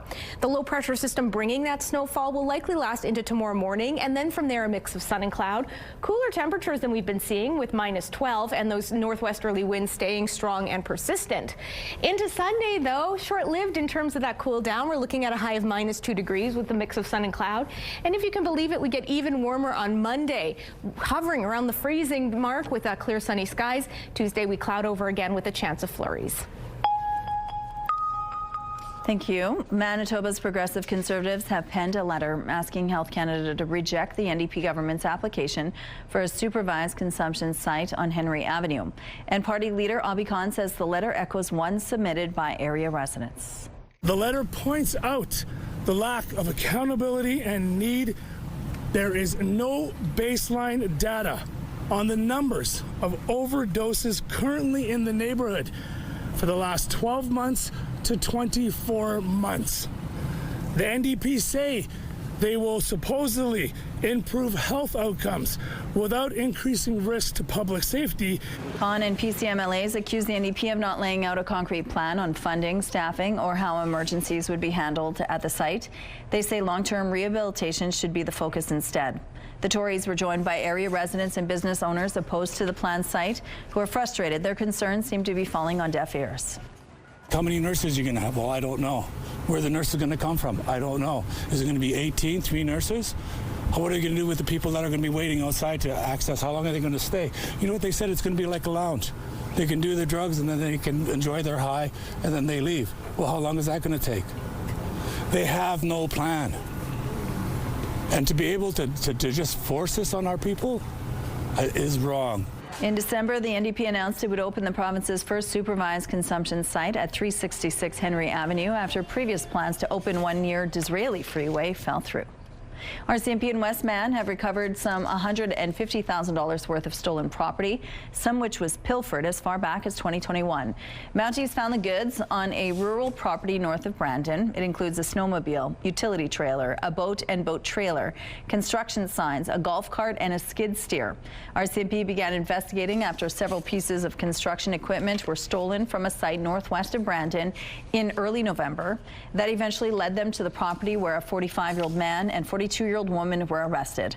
RCMP are now trying to track down all the original owners. Hundreds of people are being forced out of a Northern Ontario First Nation because the water is not safe. People are just tired of not having access to clean water and having the inability to have health care. Kashechewan First Nation is under a state of emergency. Its water treatment plant failed, causing sewage to contaminate its water supply. About 500 vulnerable people are being flown out. Leadership is calling for all 2,200 people to temporarily leave the community. This isn't the first major water failure at the First Nation. In 2005, E. coli in the water forced more than 800 people out. U.S. President Donald Trump is promising big investments in Venezuelan oil. In a social media post, he writes, quote, "At least $100 billion will be invested by big oil, all of whom I will be meeting with today at the White House." Venezuela has the largest oil reserves in the world, but experts say bringing that oil to market will take years and require major investment. In that same post, President Trump also said he has canceled a second wave of attacks in Venezuela. The Senate must act to stop Donald Trump's folly.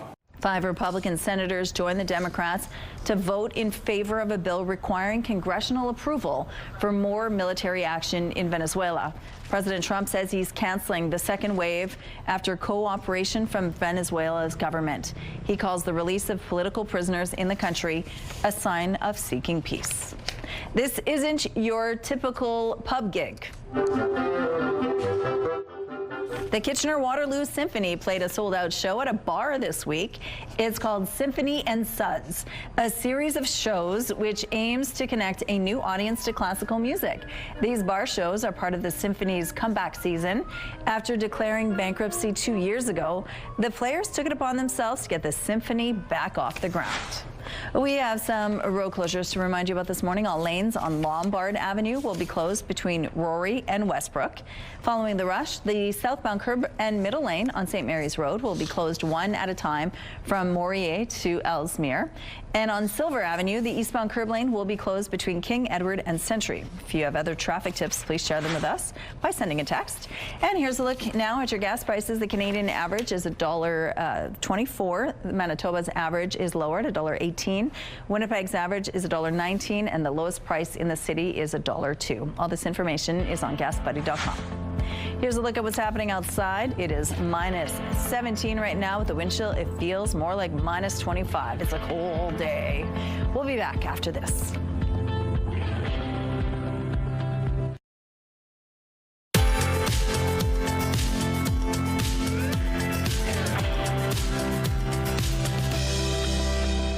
It's a foggy and chilly start to your Friday in Winnipeg and through much of southern Manitoba. It's minus 17 degrees out there, a cooler start than we've been feeling over the last week. The wind chill making it feel closer to minus 25. A light dusting of some very trace precipitation. For us, it's ice crystals. Winds are out of the east-southeast at 13 kilometers per hour. Pressure is rising. Humidity sits at 86%. Yes, that dense fog we're seeing, not only here, but I saw Dauphin has some pretty foggy conditions as well. Likely to lift later on this morning. From there, we should get a good amount of sunshine while the north will stay under the clouds. However, all of us, a uniting factor here is the possibility of some flurry activity or snow.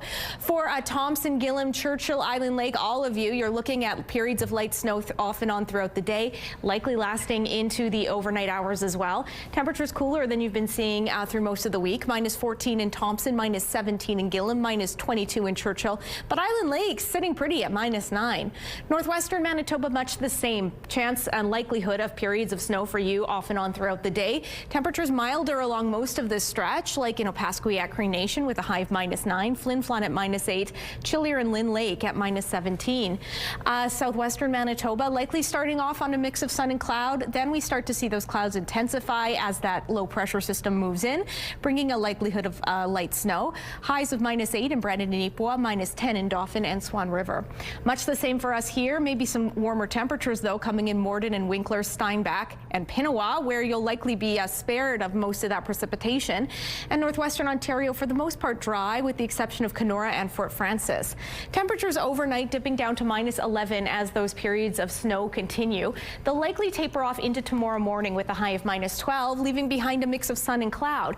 And Sunday is looking gorgeous with a high of minus 2 and a mix of sun and cloud again. And Monday, it looks like we're going to beat that at a high of 0. Thanks, Catherine. Let's go back now to Ainsley McPhail, who's talking about flag football this morning. Good morning, Ainsley. Good morning, Rochelle. Now, we've been talking about these girls all morning long, but I think it's important that we have a good chat with one of them, particularly on Team Manitoba. So London is joining me. How long have you been playing flag for? About 2 years now. Yeah, it's been really good. Why'd you want to start? You know what? I went to a really big football high school, and just the boys love it, and it's just such a good culture. I wanted to get into it myself, and we started a team, and it was just like great from there. Yeah. Well, when you started, it wasn't even an option to play in the Olympics. Yeah. So now that it is this a dream of yours? Yeah, definitely. We just have Team Manitoba here, but in some other provinces, they have like collegiate teams at universities. So that would definitely be the big step up, I think, for Manitoba. I would love to be able to do that. Okay, speak more specifically about that arm of it, because you're going to post-secondary, wanting to pursue flag, but it's not available yet. Yeah, so even next door, like in Regina, they have a team, and it's just a big sport, especially up and coming. We have a lot of new girls who've been starting to pick up the sport. Like I coach too, so it's nice to see so many new girls come out. And with the uprising of it, I just think it'd be great to have a university team, get girls excited to support other girls. Have you even observed with the numbers just how many more women there are in the sport? Definitely, yeah. Like just with coaching and even being on the team myself and hearing about other years, it's been just an uprising of girls wanting to get into it. When it comes to the physical fitness, I know you're a safety, and I know that requires quite a bit of running. Yeah. What's your training regimen like with Team Manitoba? You know, we practice a lot, and we do a lot of like obviously passing and drills with the ball, but we also do a lot of like cardio and running and things to make sure that, of course, our hands are good, but we have to be in good shape everywhere too. Before we're out of time, do you have any message for a little girl who might be watching? Oh my goodness, that they should totally get into the sport. I've had so much fun. I've made so many good friends and so many good connections through it. I just think it's a great experience, and they should definitely try it out. Awesome, thanks so much. I don't know if the microphone can pick up this pop, but this is the flag actually coming out of it. Okay, see you in the 8 o'clock hour. Thank you, Ainsley. Building a backyard rink is a Canadian tradition, but a Perth man is taking it to new heights by building an indoor ice rink in the second-story loft of his barn. Here's CTV's Peter Sperling. It's not your typical homemade ice rink. John Ryan built this in the second-story loft of his Perth, Ontario barn. If you know me, I'm a pack rat, and the first floor is full. There's no room. That's right. Ground floor is for storage. Upstairs, for fun. It's fun and it's helpful. Keep the stick tight against your skate. Originally built for his children years ago. Now his grandchildren get to enjoy skating close to home. Like, mostly every day. Like when I come home from school. Because when I'm bored, I can just come here. Do you have fun here? It's great for the kids. They're able to come and skate at Nana and Papa's anytime they want. It helps them practice their skills for hockey. He says the structure is sturdy, designed to hold the weight of bales of hay. He tried the traditional outdoor rink first, but that wasn't his thing. Laziness. I'm tired of packing the snow down and watering stuff like this.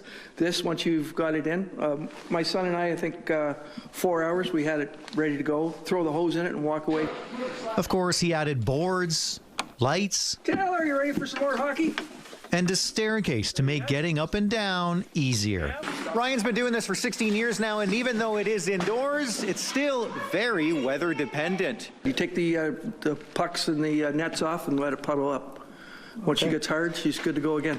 With hopefully many seasons to look forward to. Well, my grandkids now live behind me, and my son has got a baby on the way, so we'll be doing it till we can't do it anymore.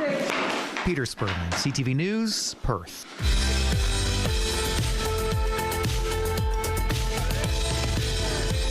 Let's see who's celebrating a milestone today. Happiest 18th birthday to L'Oreal, and welcome to the adult world of adventures. Love Tate, Nane, and your siblings. Happy 65th birthday, Betty, with love from all your family. Happy 4th birthday, Jax. Love Grandma V. Happiest birthday greetings to granddaughter Aubrey Lynn. Love from Papa Dale. Wishing Grandpa Ed a happy 71st birthday. Love from the grandsons, Preston, Ashton, Nick, Boy, and Finn in New York. Happy birthday, Pete. Lots of love from Cheryl and your whole family. Happy 80th birthday to Nana Ethel of Jasper, Savannah, and Jeremy.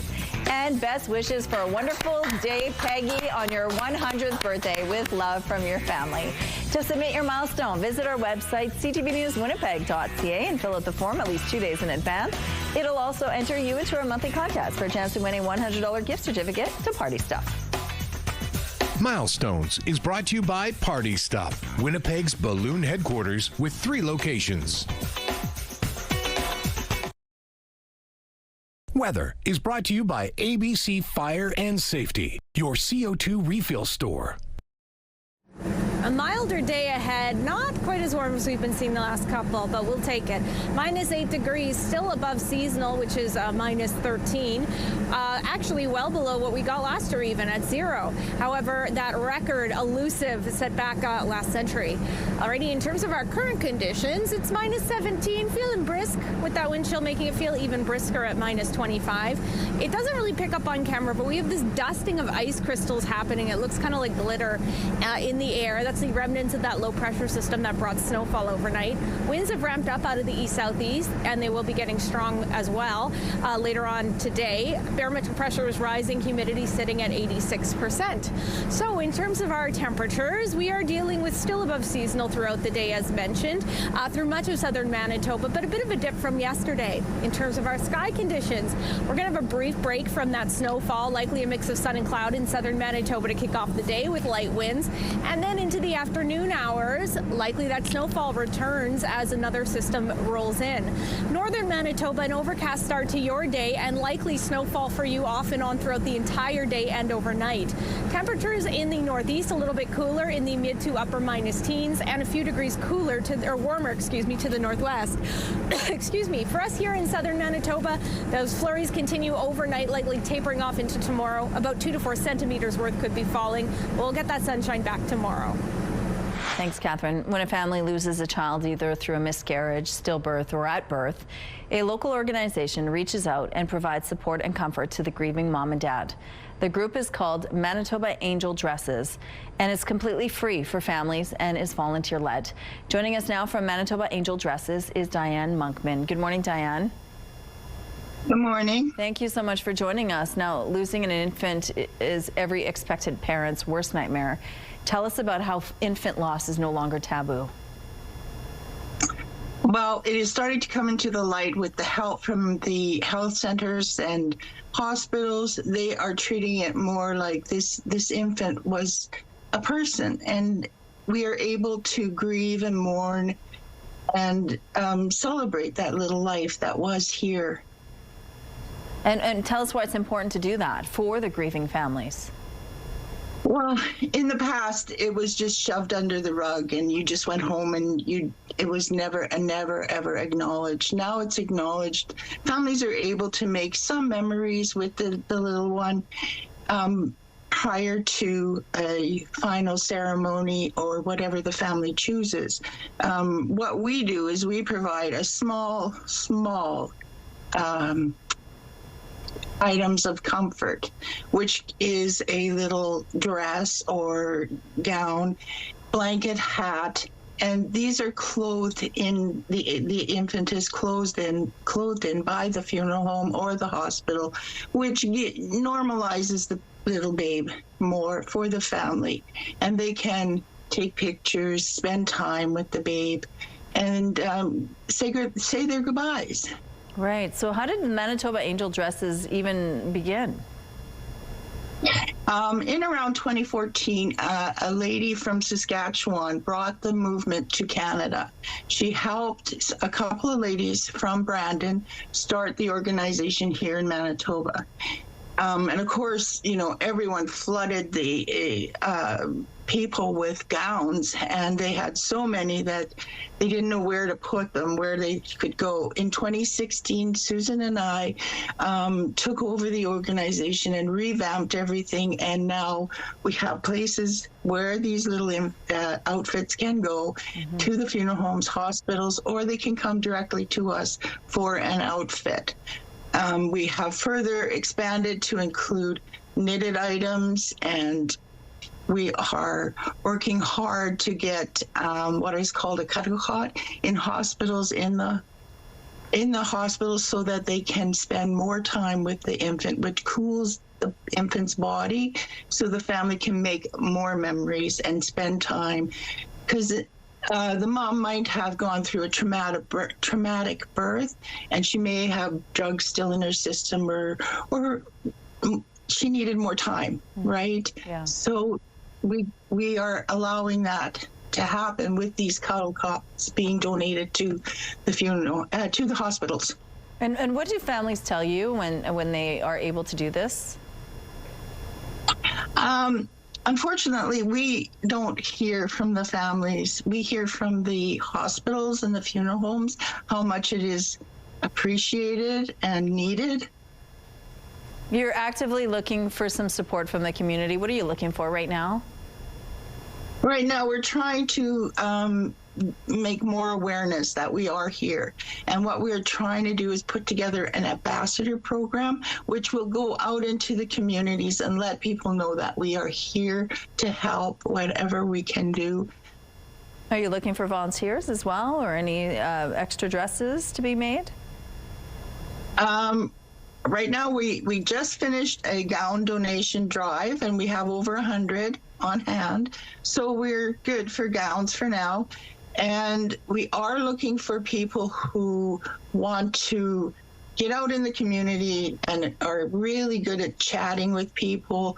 Anyone who wants to make phone calls or would like to help deliver things, those type of things. You just don't need to be a sewer. You can be a knitter or a crocheter. Okay, well, Diane, thank you so much for this and sharing this with us. Now, if you want more information on Manitoba Angel dresses, we have a link on our website.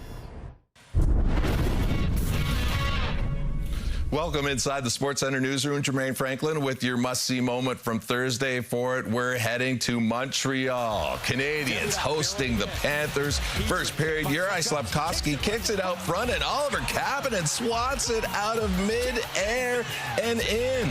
A fantastic display of hand-eye coordination from the Canadians rookie for the highlight reel goal. He leads all rookies with 15 goals this season.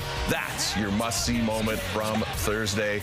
Friday on TSN, you can catch the Peach Bowl between Oregon and Indiana. The winner will play Miami for the national championship. Coverage starts at 7:30 Eastern, 4:30 Pacific. That's all from the Sports Center newsroom. Have a great day.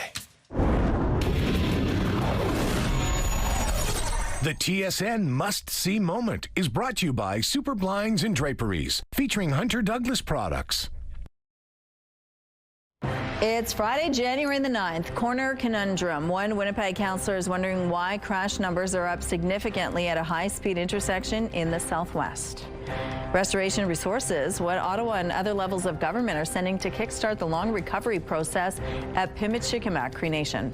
And later, Monsters of Montreal, a look behind the scenes at a Canadian company known for creating the Upside Down's creepiest creatures. Your Morning Winnipeg starts right now.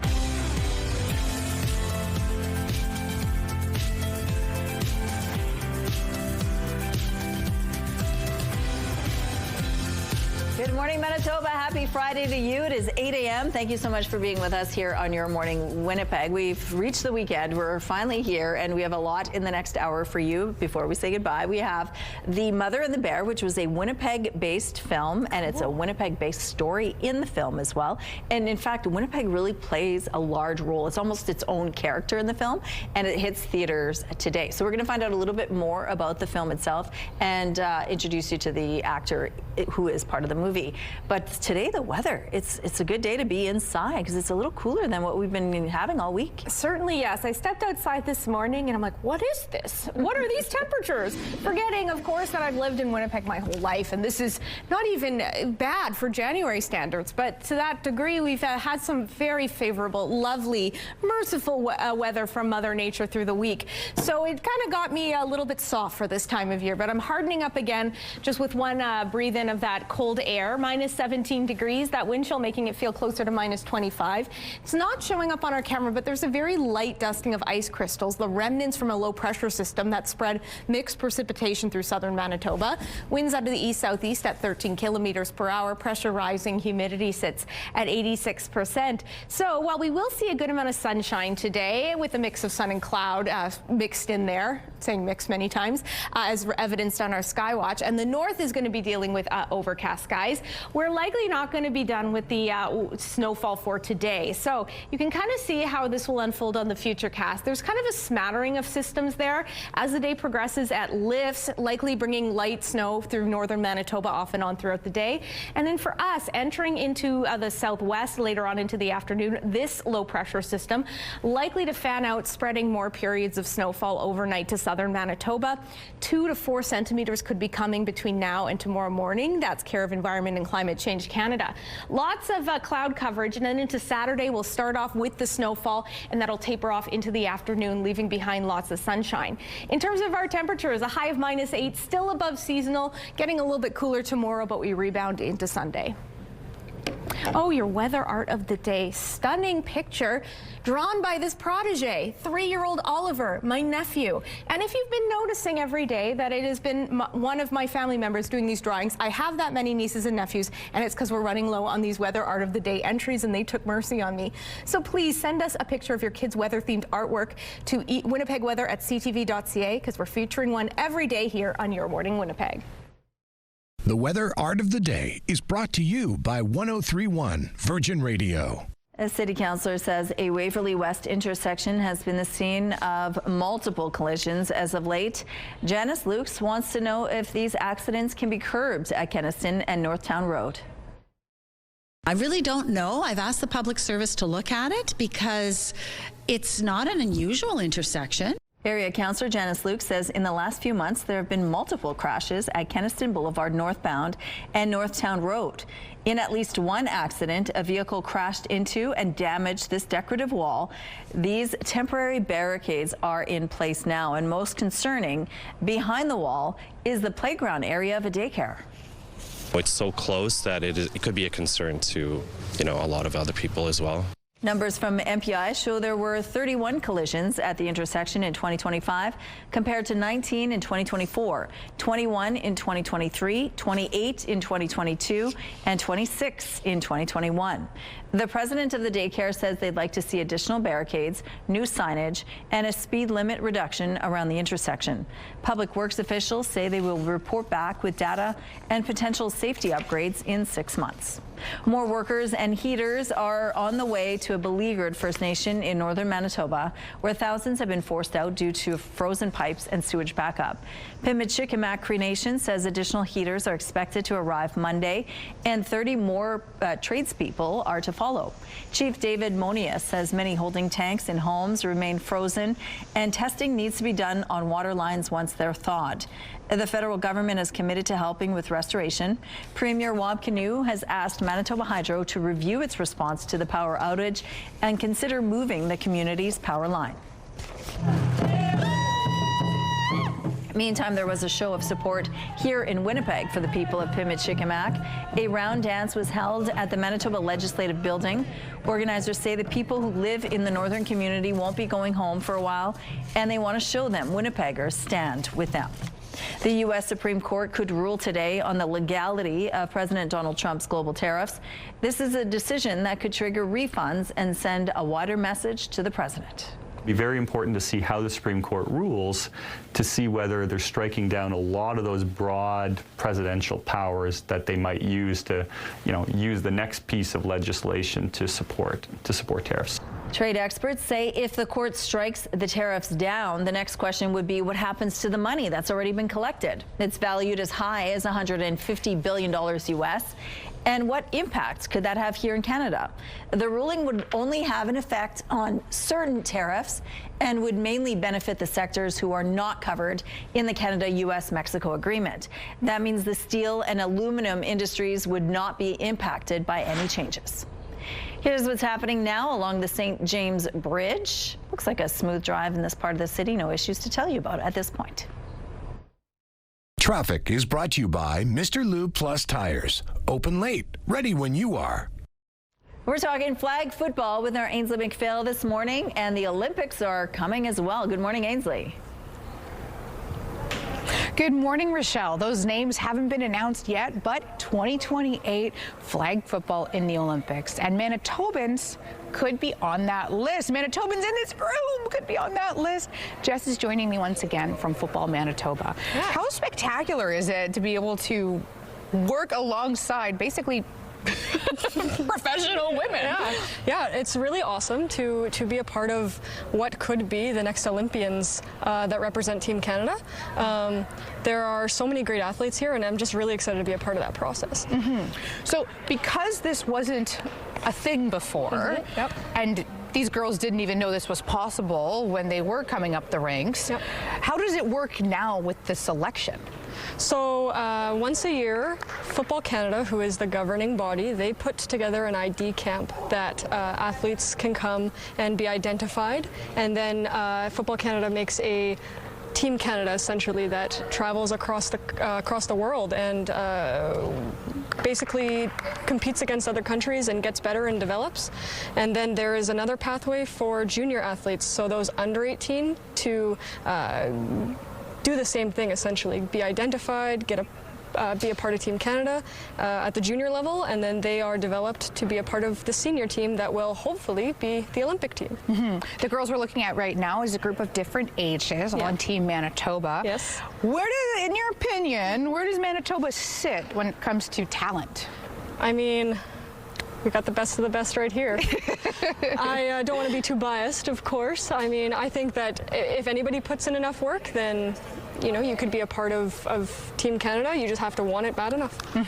And there are programs coming up the ranks as well to make sure that this is going to start it all. Yeah, so Team Manitoba is kind of the first place to go. You have to try out for Team Manitoba. If you make that, then you can become part of that pathway and make that Team Canada. Okay, well, I know that our Rochelle Legacy is very interested. Hey, all ages. Back to you. You figured it out. Thank you, Ainsley. Well, the hit show Stranger Things isn't filmed in Montreal, but a special effects company in Montreal is responsible for some of the creepy monsters in the series. CTV's Christine Long has more. Rodeo Effects says they're raising the bar with monsters. Visual effects supervisor Julien Herry says his team makes nightmares come alive in Stranger Things. They have like a rough idea of what would be the creature that they're looking for example, for Vecna. So they approach us with like drawings, and our work was to bring those drawings to life. No detail is too small for the artists here. Animate the creature, you need to simulate the saliva that's going to fall off the mouth. Herry says Rodeo Effects' work on the Stranger Things series has solidified their reputation as creative partner. That's what we love to do. So it happens that they don't have an idea. It's like, okay, let's design something. And I think we have such a talented team here. We have like creature supervisors who are really into building those creatures, make them look real. How would they be, the most scary? Herry says Montreal is still a hub for visual effects excellence, and Stranger Things required plenty of local talent. On season 4, we are more than 100 people working on the show. So it depends, but to do a creature, it's around 10 to 20 artists that are going to work on a creature. And with the success of Stranger Things, Herry promises more terrifying creatures are on the way from the sometimes not so belle province. We are trying hard to be among the best in the world in our industry. 2026, Rodeo Effects celebrates 20 years of accomplishments that began in Montreal and are seen around the world. Christine Long, CTV News. The CTV Live Eye is brought to you by Bathfitter, exclusive home of the PermaFit solution. Certain parts of the province, it's looking like the upside down out there because of all that frost. It's giving, fog. It's giving kind of an eerie vibe. It's minus 17 degrees, that wind chill making it feel more like minus 24. There's a light dusting of ice crystals, not even showing up on camera. The winds are out of the east-southeast. Pressure rising, humidity sits at 86%. So we dealt with a low pressure system that brought some snowfall, light snow to be sure, in southern Manitoba. That's what those ice crystals are kind of the remnants of. We're taking a short break from it, but we are not going to be dry too much longer. Details on that in a minute. Also of note, it's a cooler start to the day than has been typical for this week. Minus 13 in Brandon, minus 19 in Dauphin, minus 11 in Gimli, minus 14 in Portage La Prairie. Northern Manitoba in certain areas, very similar values to what we're seeing here, but that wind chill, which has been a little bit kinder the last couple of days, is bearing her teeth this morning. Minus 35 degrees in Churchill. So that is quite dangerous. So if you're heading outside in that region and must be heading outside, be sure to bundle up and take those precautions because frostbite is a real issue in those conditions.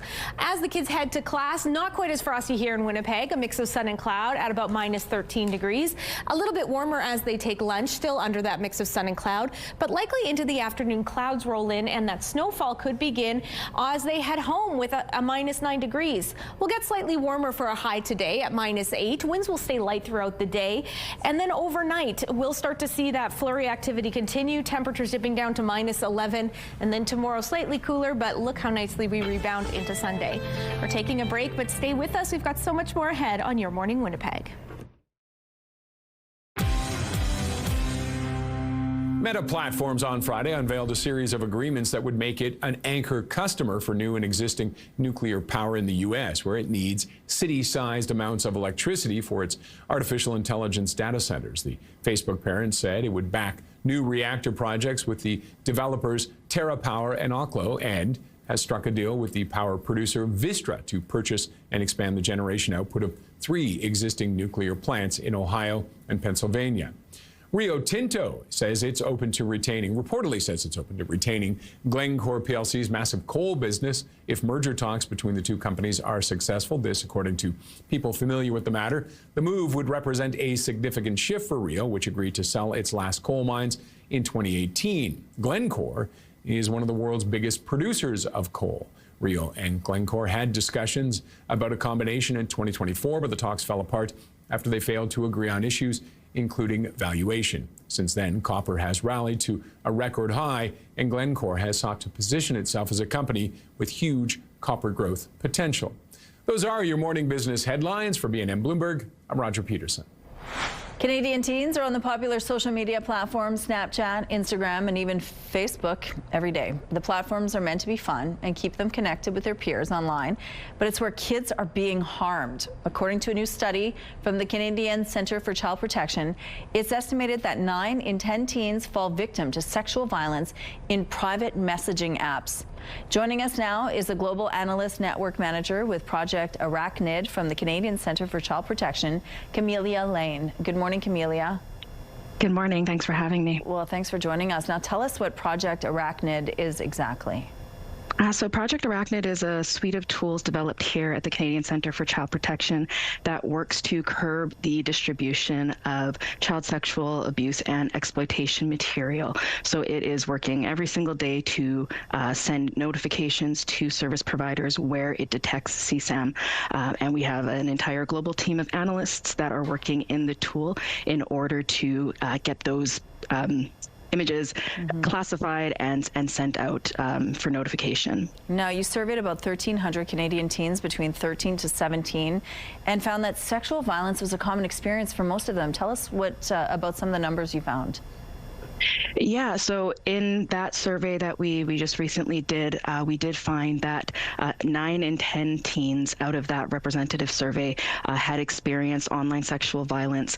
Many of them had experienced it in private messaging platforms. These are ones that, you know, people may think that online sexual violence may be happening in the darker corners of the internet, but these are happening on popular platforms, like you said, on Snapchat, Instagram, Facebook, where they are receiving, you know, unwanted sexual messages. They're being asked to send sexual images of themselves in these platforms, and they are also experiencing other types of harms like AI and deep fakes that are being created and then being used against them in order to coerce them into, going with the demands that are being made of them. This is so scary. Now, it happens the most often on Snapchat, then Instagram, and even Facebook. What do you want parents and teens to know about that? So with that is the unfortunate reality right now.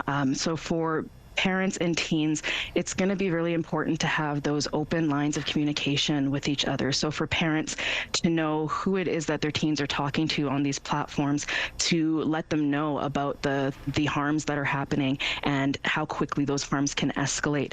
And so to be able to know about, talking to people that you only know in person online, to your private messages, making sure that who is able to contact you on that would be people that you know and not other strangers who may be, forcing you to forcing you to comply with different sexual advances that are happening. Parents are the first line of defense. That is always going to be the case. However, at the same time, guardrails need to be in place on some of these platforms where kids are communicating, because where they communicate are where offenders are looking to offend against them. So there are certainly many steps that can be taken in terms of communicating with your teens, letting them know that you are there to support them, to keep them safe. What we heard from a lot of the teens were that they were very much, shamed, fear of telling their parents because they were fearing getting in trouble. So having those open lines of communication is certainly important. Thank you so much for sharing this with us. It's really concerning, and parents and teens definitely need to know. Thank you, Camelia. Thank you.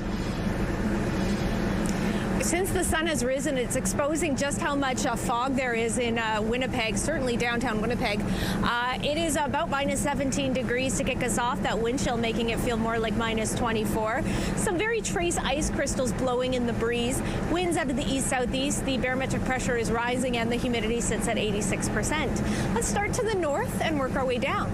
So northern Manitoba, particularly the northeast, it is chilly there with highs expected in the mid to upper minus teens. You're also expected to deal with periods of light snow off and on throughout the day.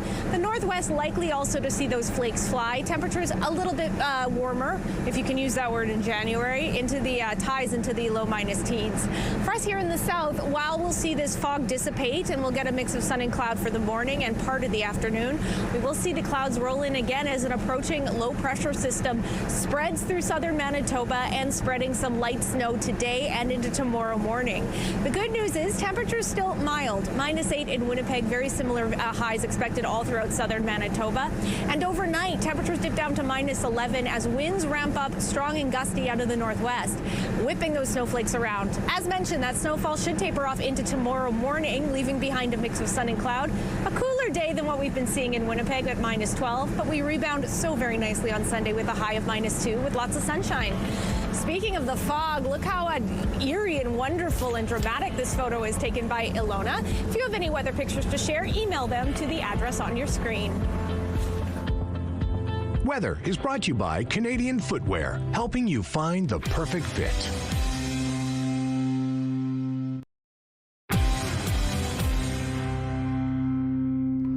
It's a celebration of culture, diversity, and equality among Asian women. The nonprofit organization Asian Women of Winnipeg, or AWOW, brings women of different cultures and communities together to empower them while boosting their confidence and personal values. The group puts on several events throughout the year to share and celebrate culture, dance, and music together.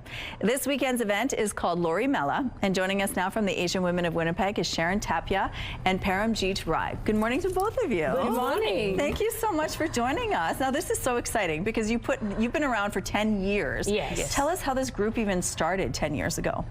When we started in 2014, actually, there was no women group to accommodate all the immigrant women's need or giving them any reason to come out of the house and share the similar problems we are all going through as a new immigrant. So we wanted to accommodate them. We wanted to give them a platform to come, connect, celebrate, discuss their problems in the new country, different language, different culture. That's how we started, and it's grown so much now that we don't even know where we are going with all this. There's nothing like bringing women together that have a likely goal together. And so let's talk about how it's grown and how you put on events every year. With the blessing of God and the support of our businesses who give us all the help with the money and donations and giving us the moral support to put, and every success actually creates so much confidence in us to put on this event. Yes. And all of our board members, you know, we are learning as we are going. We never had any special training how to put on the events. So we are learning as we go. So there is an event coming up this weekend. Tell us a little bit about Lori Mela and what it is all. What does it mean, first of all? Lori is a cultural celebration, and it's a harvest crop season in India, winter harvest. And cultural value is the celebration of new addition in the family, whether it's a baby boy, or a baby girl, or the newlyweds. This tradition used to celebrate only the birth of baby boys. Yes. We wanted to celebrate baby girls. Of course. So we that's how we started with a little grit that we need to celebrate the birth of women. Every child is equally important. And now we are seeing the mindset of, especially with the new immigrants. In this country, I don't see that discrimination between the girl and the boy, but in the culturals, many Asian cultures still have many what do you call myths about this. Myths about this. But now we are having many families coming forward and celebrating the birth of baby girl and baby boy both, because we need both. And of course, when you celebrate, you have to have food, and you will be providing some of these sweet treats. Tell us about this. No Punjabi festival is celebrated without food. So this is like a trick or treat. So all the kids come and they ask for trick or treat, and they get all the mungfali, which is monkey nuts, sweets, and with the jaggery, and all the other sweets and the mithais. Okay, and this is open to the whole community. People can come and check this out, Yes, it opens to the whole community. Everybody is welcome there.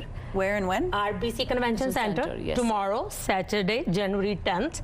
And it's a free event. Okay, you wanted to send a message before we say goodbye, so what was it you wanted to do? It's a free community event. Come and celebrate, have some fun, lots of entertainment, great food. Free event. Bollywood dance, traditional dance, Bonsi Castle, bhangra, kids section, craft.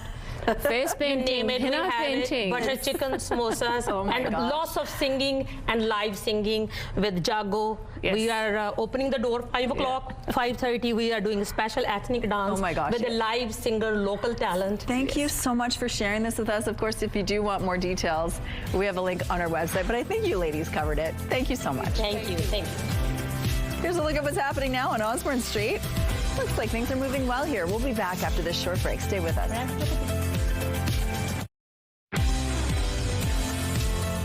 What a foggy start to the day. Wow, that's gorgeous, though, with that sun peeking out from the clouds. It's minus 17 degrees, that wind chill making it feel closer to minus 24.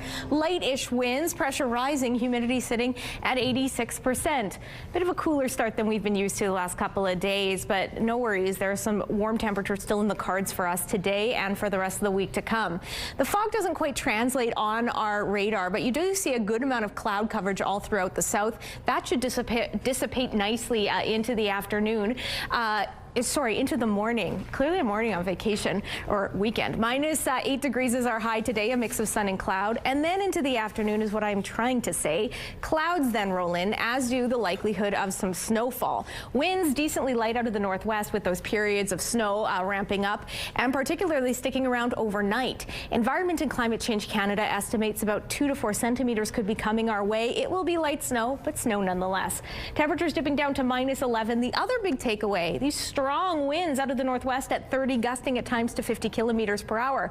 They continue on into tomorrow, even though my graphics have taken an early weekend. Come on. There we go. That windfall continues into the weekend, even though the snow is not going to last that long. The morning will likely see it taper off with a high of minus 12. From there, Sunday, we rebound nicely, minus 2 degrees under that mix of sun and cloud. And if you can believe it, into Monday, it's looking like we're hitting the 0 mark with lots of sunshine to enjoy. And then Tuesday, we start to cloud over again, temperatures remaining well above seasonal at minus 1. Overnight, though, we do have that low chance of flurries. We're starting to lose a little bit of heat on Wednesday Wednesday with a high of -8, and by Thursday, a good likelihood of some flurries with a high of -2.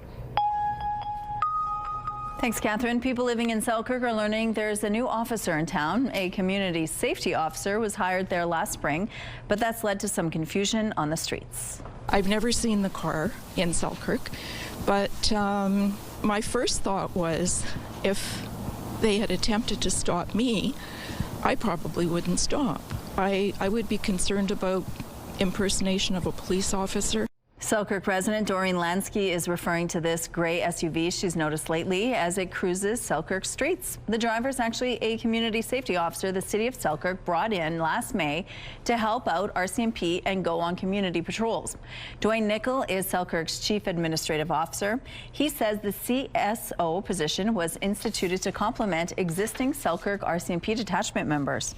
Under the Police Services Act, CSO is a peace officer, and they're able to enforce sections of many pieces of provincial legislation, including the Highway Traffic Control Act. Nichols says residents will have another officer watching their speed and keeping eyes out for crime in the city. The province brought in the CSO program a decade ago, and several jurisdictions, including East St. Paul and Portage la Prairie, have them. Labeling standards for grocery products have changed since the start of the new year. New Health Canada regulations went into effect January the 1st. Food companies now have to identify products high in things such as sugar, saturated fat, and sodium. The only exceptions to the regulation are fresh fruits and vegetables and meat, fish, and poultry. The struggling Winnipeg Jets, on a losing streak of 10 straight, were at home last night hosting the Edmonton Oilers. With about 9 left in period 1, the Jets get on the board first with this pass from Mark Scheifele behind the net to Kyle Connor in front. Connor makes no mistake, and the Jets lead at 1-0. The Jets get their second with just 1:45 left in the first. Tanner Pearson pops this one in at close range, and it's 2-1. Late in the first, the Jets go up 3-1 on this goal credited to Josh Morrissey. But that was it for Winnipeg. The Jets allow 3 unanswered goals. This one with just over 9 minutes left in the third from Evan Bouchard on the power play.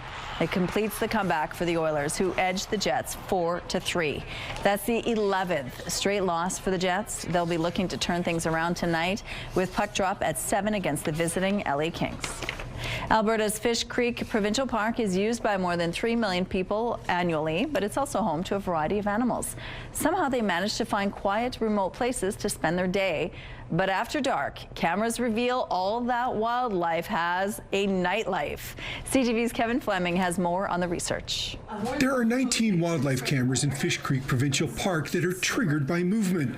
They're set up in remote areas off the beaten trail and capture all sorts of animals in the park, day or night. What we're finding is that the Fish Creek Provincial Park area is a wildlife corridor. So for wildlife coming from Tsuut'ina Nation, from the Rocky Mountains, they're actually using Fish Creek as a way to get through the city of Calgary. The park measures 13.5 square kilometers, and the cameras are part of the Calgary Connect program, run by the Mastaki Institute since 2017. We don't want pictures of people. That is absolutely not what we're going for. And in fact, the program that Mastaki will use to analyze the photos removes people's images automatically. Ross Anderson says volunteers with the society maintain the cameras every few months, changing batteries and switching SD cards. We've had to move at least 1 or 2 cameras just because like ants have made like an anthill like right by the camera. So yeah, when our volunteers check them, they need to be somewhat accessible. Anderson has also been trying to capture images of some of the 80 beavers that live in the park.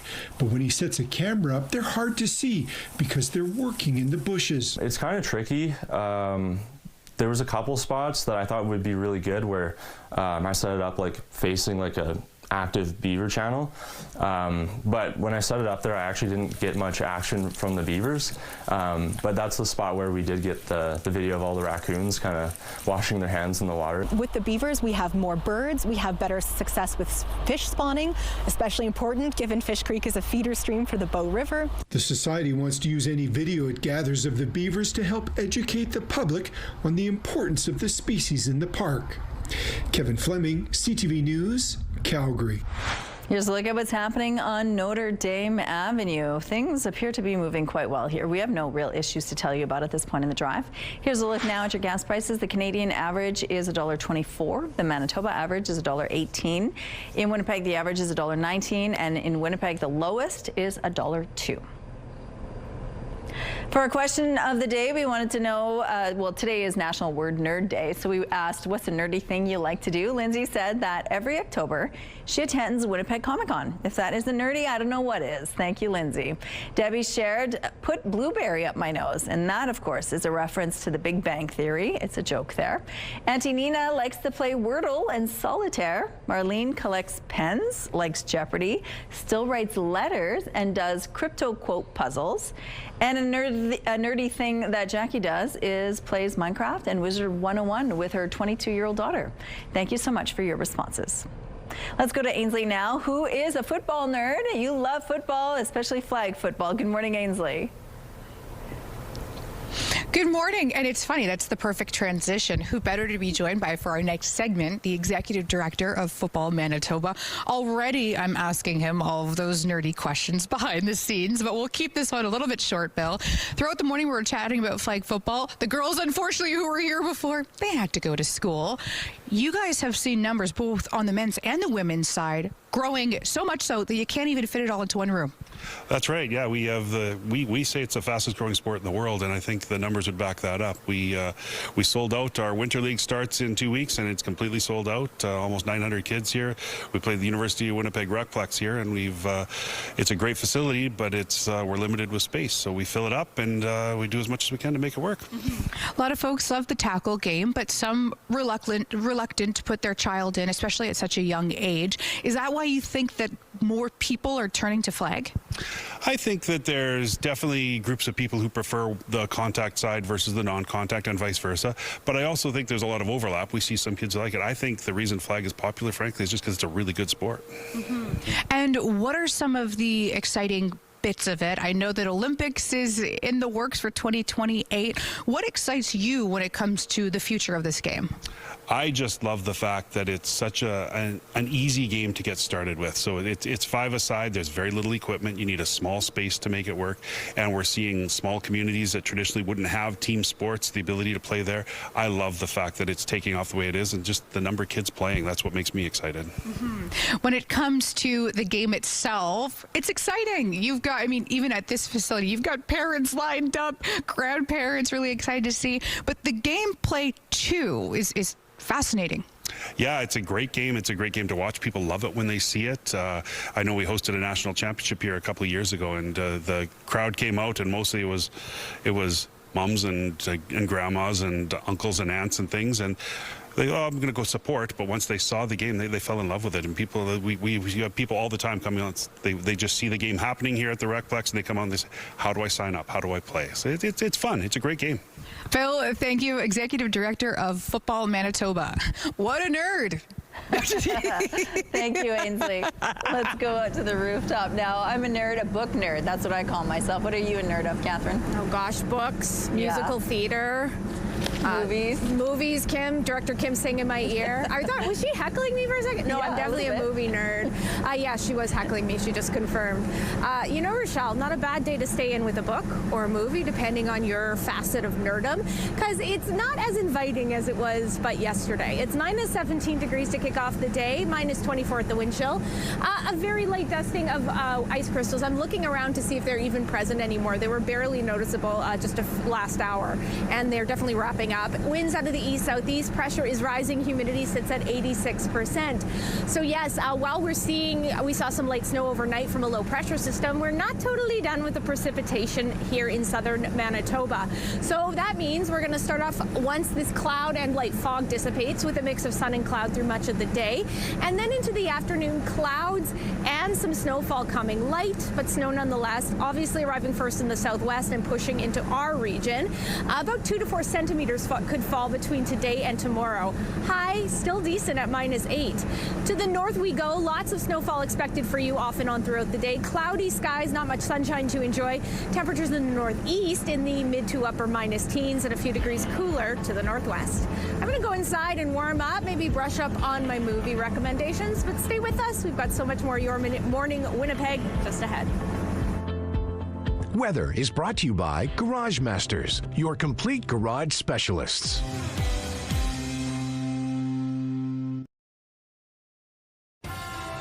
Have a news tip? When you see news happening, let CTV News Winnipeg know. Text your tips, pictures, and videos to 10400. That's 10400. Message and data rates may apply. Drugs like Ozempic and Wegovy have created a revolution in weight loss, but a clearer picture is coming to light about what happens when you stop taking them. CTV's Adrian Gobriel reports. Discover the power of Wegovy. Slick commercials promise long-lasting results. And I'm keeping the weight off. Though new studies suggest that might not be the case for those who decide to stop using a semaglutide medication. This British Medical Journal review found that cessation of weight management medications is followed by rapid weight regain and reversal of beneficial effects. All of the improvements that they have in their blood pressure, their blood lipids, their blood glucose also go back to baseline. The findings reinforce the fact that semaglutide is supposed to be a lifelong medication, not a quick fix weight loss drug. GLP-1 analogs are for people who have disease, heart disease, high blood pressure, type 2 diabetes, or pre-diabetes. You're at high risk of medical conditions. That's who it's for. The study found that those who stopped exercising or ended a more conventional diet regained weight at a slower rate. They regain all of their weight within about 4 years, whereas they regain all of their weight after they stop the drug within about a year and a half. This comes as the waistlines of Canadians are expanding at a record pace. This recently released StatsCan report found that 68% of Canadians aged 18 to 70 were classified as obese due to their body mass index known as BMI. An internal medicine specialist says semaglutide is a life-changing drug for those who really need it. What we don't want to do is demonize a whole class of medications. This world of just anyone using it, these GLP-1s at any time, that's problematic. This comes as the patent for the drug has expired here in Canada. Generic versions could hit the shelves in the months ahead, making it cheaper and more accessible. Adrian Gobriel, CTV News, Toronto. A new comedy looks into the life of a Korean-Canadian family, culture shock, and the relationship between a mother and daughter. It was entirely shot and set in Winnipeg. It's called The Mother and the Bear, and is coming out in theater today. Joining us now is actor Jonathan Kim. Good morning, Jonathan. Hi, how's it going? Thank you so much for joining us. I'm doing great. Now, this is so exciting for Winnipeg, of course. Tell us about this production, The Mother and the Bear. Yeah, I mean, it's a heartfelt story of a young woman who falls into a coma, and her Korean overbearing mother comes to Winnipeg to find a proper suitor for her. But she uses unconventional means such as a dating app, and kind of just gets into a little bit of trouble here and there. But yeah, no, it was such a great experience. We shot this about 2 years ago. Obviously first time in Winnipeg, super cold, but it was definitely, I feel like it's definitely the soul, of the film. It's a character in itself. There's like a grounded everyday beauty about Winnipeg, and it mirrors the relationships actually, which is at the heart of the story. Do you know why Winnipeg was selected to tell the story?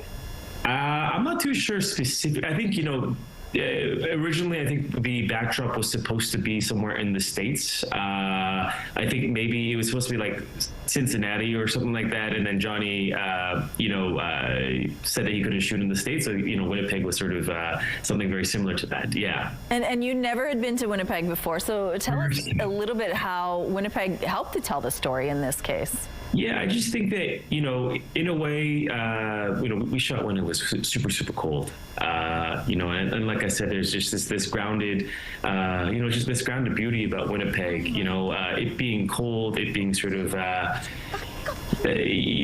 just one of those things where it just helps to really tell the story in a way where, it brings that grounded reality to sort of the film. That's so cool. Okay, Jonathan, you play Min in the film. Yeah. Can you tell us a little bit about the character you play?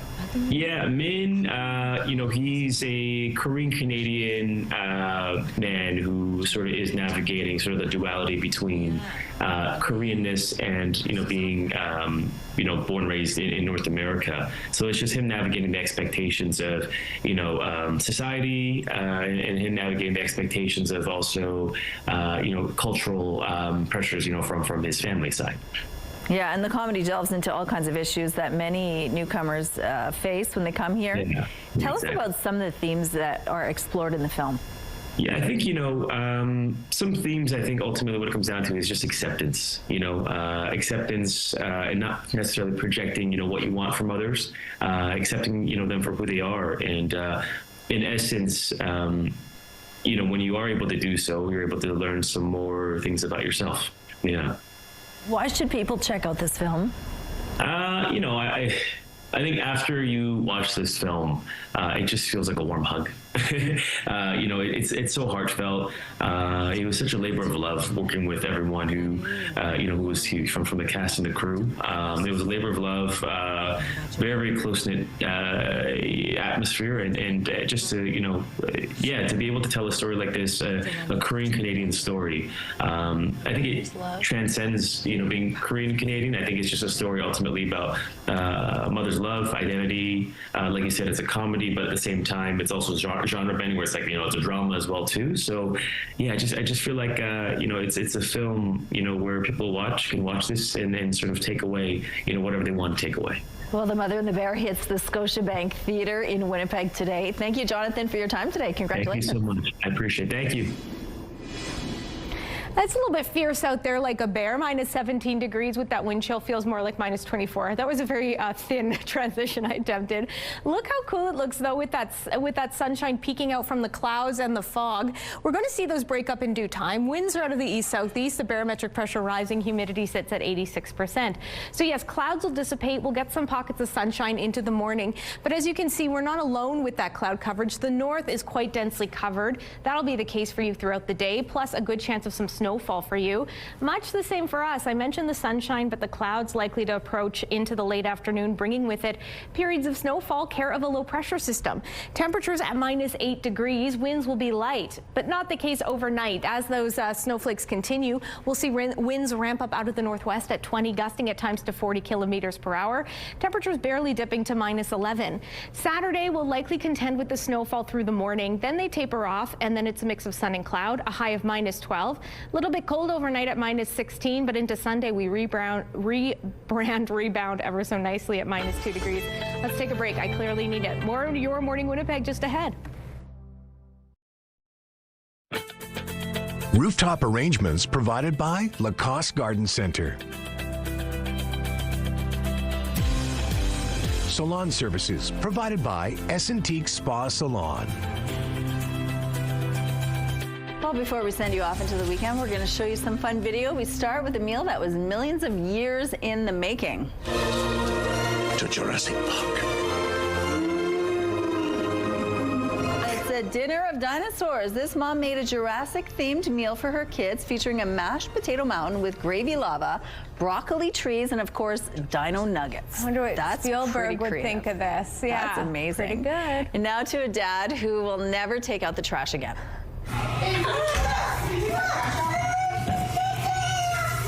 Oh my God. He wasn't expecting that. This tot decided to hide in a trash bag on garbage day and gave her dad quite the scare.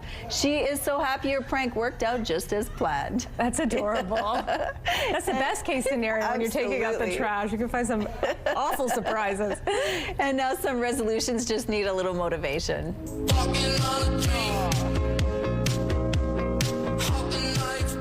Little legs go. Milton the Dachshund is getting his 10,000 steps in.